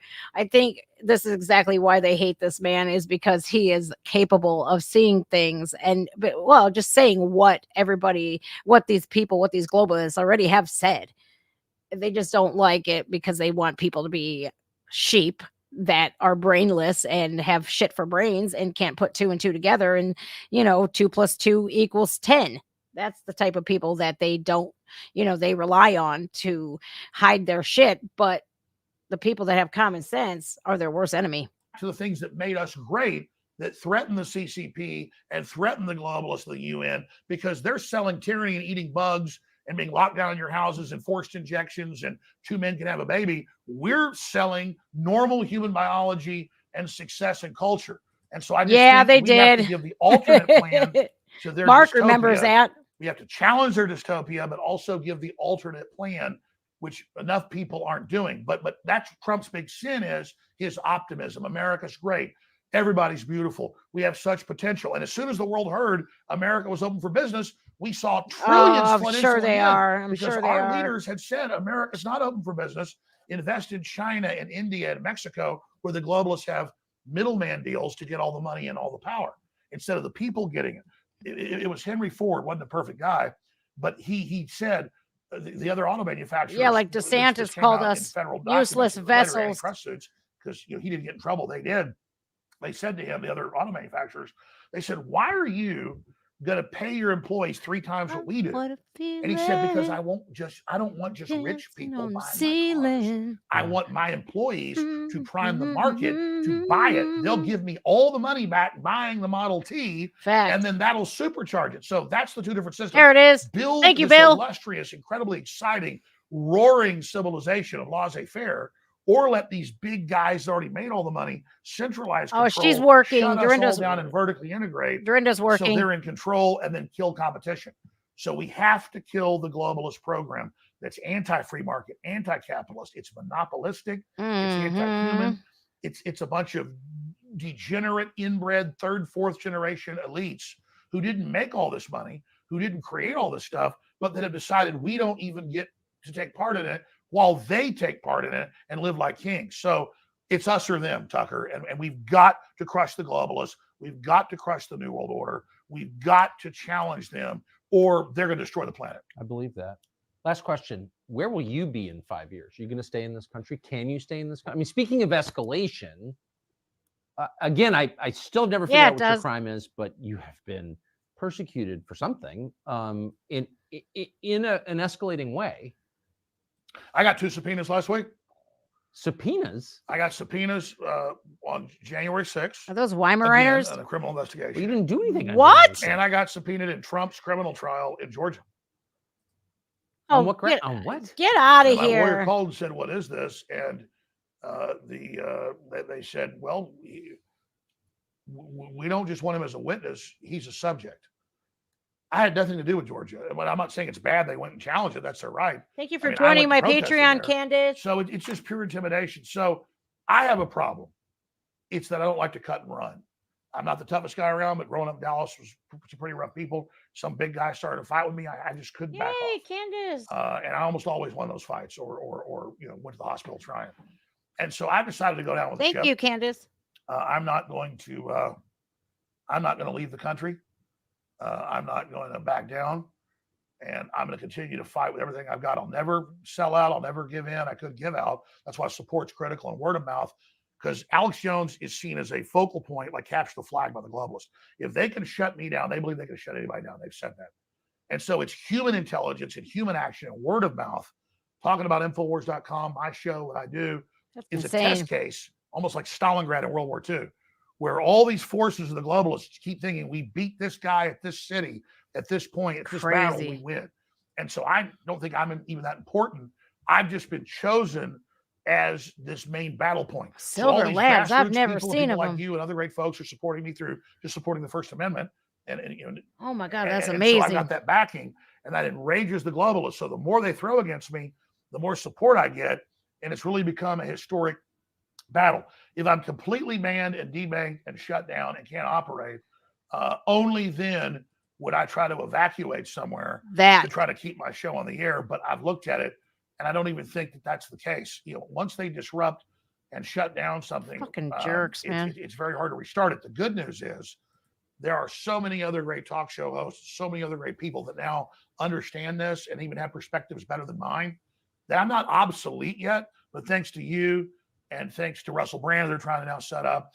And, Joe Rogan's come a long way, and Steve Bannon and countless other shows that I tune into that have high level understanding and teach me a lot. And my head's in the game. So you're our champion, Tucker. And there are other people, lesser. We I know you are don't the champions, my friends. Thanks to you, I know no matter what happens to me, men and women are going to continue the fight forward into the future. But this is an Alamo situation. I'm not evacuating. I'm not leaving. I'm not going. How'd they do at the Alamo? Do you remember? Everybody got killed. Yeah, they did. They died. But that example led to a big, my mom's family raised Colonel Travis's son. And on my dad's side, too, they were heavily involved. First Texas families, we have like Mexican land grants for our property. We still have Mexican land. We paid for 12 cents an acre, like 1825. Damn, 12 cents an acre. So it's not as cool as your place, but it's pretty cool. 200 grand an acre. The last letter he wrote on that piece of wallpaper was to one of my great grandfathers in Gonzales, Texas, saying, "Please take care of my little boy." But Travis knew he was going to die. He was like, I got 10,000 troops coming in on our 200 and something. We're going to give them one hell of a fight and kill a bunch of them before they can get up north for the main battle. And they killed thousands, 3,000 it's estimated. The Battle of the Alamo. Troops. And no joke. That'd be an honor to have like 10,000 troops coming at me and I'm in the Alamo. I don't have a death wish, but man, it gets me high as a kite. and so I'm not doing what Colonel Travis did. The only reason they got beat is they ran out of ammo, basically. They had powder, but no more ball. And they were fighting with swords at the end. So those are tough men, and I don't even measure up to them. Don't bring a knife to a gunfight. But I want to try to where that measure came up. from. And so it's very exciting. It's instinctive. It's spiritual to be defending humanity and prosperity and freedom and justice against these globalist child trafficking monsters, the open border, all this evil. I mean, so my cells tell me to do this. My guts, my sinews say you're ordered to do this, and I don't feel good unless I do it. And so the bigger the attacks get, it's the old World War II saying, when the planes were over the target, they didn't really have radar, but they knew the bases and the factories had flak. So they're shooting at them with artillery, anti-aircraft artillery. So you flew into that. And so the best place I want to be is in the flak. But I also hate the flak because we could blow up and we're not in the fight anymore. So there's that paradox. But 90% of me wants to be in the flak. 10% says maybe you should steer a little around it because you don't want to get knocked out. And until just a few years ago, I felt really bad because it didn't seem the paradigm had been shattered and people didn't actually read the globalist documents. Now there's been a paradigm shattering and I'm almost obsolete, Tucker. And as soon as that happens, as soon as I see another couple hundred more prominent people that actually know what's going on, we've already reached a chain reaction point, I'm going to hang it up and disappear like Obi-Wan Kenobi. Alex Jones. Thank you. Thank you. What a great conversation. Thank you, brother. I really appreciate it. Thanks for your courage, Tucker. Thank you. Love your crew. Great energy. Thank you. Americana, baby. Woo! Alex Jones. That was absolute amazingness. Sorry, not sorry. I think that was one of his most brilliant interviews thus far. We had Andrew Tate on there. We got the Don on there, the Teflon Don himself. But now Alex, the most dangerous man in America. Get out of here. I love his passion. And he was talking about that drive. I'm driven. I'm driven to do the right thing, to be a warrior for good. What are you guys going to do to me that you haven't already done? And that's how I feel too. I'm over here like, okay, so you took the monetization away. All right. I mean, do you think I'm going to bend over and change? No, I'm not.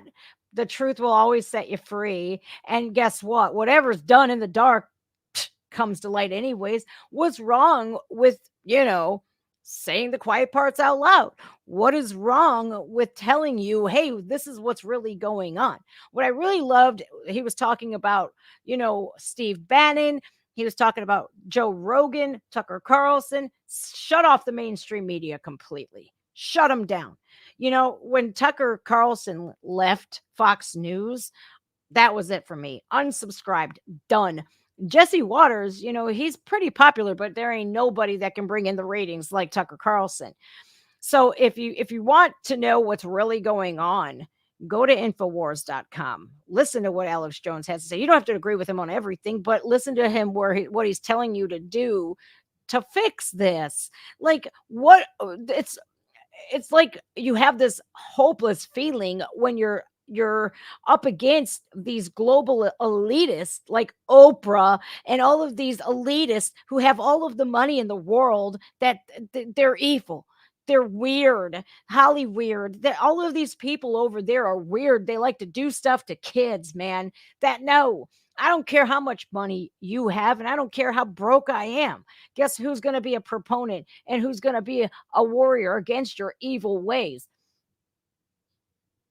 I'm not going to change that about myself. Sorry, not sorry. I'm a Trump girl. I have voted for him already. I'll vote for him again. And I feel like this. Look, you don't have to agree with the guy, but at least listen to him, hear him out, and see where he's going to point you into that direction. Because a lot of us don't know where to start. We're like, where do we start? Sign me up. But where's the starting line at? How do we fight against the globalists? Well, again, unification. We have to unite. If we unite, that is their worst nightmare. That is literally those Democrat socialists who are really communists that are pushing Maoisms and Marxism here in America. They don't want America to be a constitutional republic. They want it to be a democracy, and it's bullshit. No. Sorry, not sorry. I value my constitutional rights and my civil rights, man. And we women have fought, and we just got rights in the 70s, and we're just going to give it away to men? No, we're not. Sorry, not sorry. You're not competing against me because you can beat me. You're a dude. You're not going to my bathroom either. You got an Audi, I got an innie. Okay. And some of them use their Audis for a weapon, and I ain't having that. Sorry, not sorry. You want a sex change? All right, then. Let's go. I'll give you one for free. I'm sick and tired of it. I really am. I'm sick and tired of the establishment. I'm sick and tired of the chaos and the anarchy. I'm sick and tired of them telling me who I can and cannot vote for. That is not their choice. That's mine. You're taking my choice away. My body, my choice. It's proven time and time again that they don't care about that. Oh, your body, your choice. Here, take this. Here, take that. Oh, wait, got to get another booster. Oh, wait, this is the 16th one you need. I swear it'll work this time. Get out of here. I can't stand the hypocrisy anymore. I can't stand how un-American they are. Like, you don't like America, leave. Go, by all means. The borders are wide open. Oh, wait a minute. It's for people coming in, not going out. Is that what you're telling me? Man, look. You have constitutional rights in this country. You have constitution. Your First Amendment right is for freedom of speech. You have a voice. Use it. Your Second Amendment, that's your right to bear arms. You better get familiar with your constitutional rights.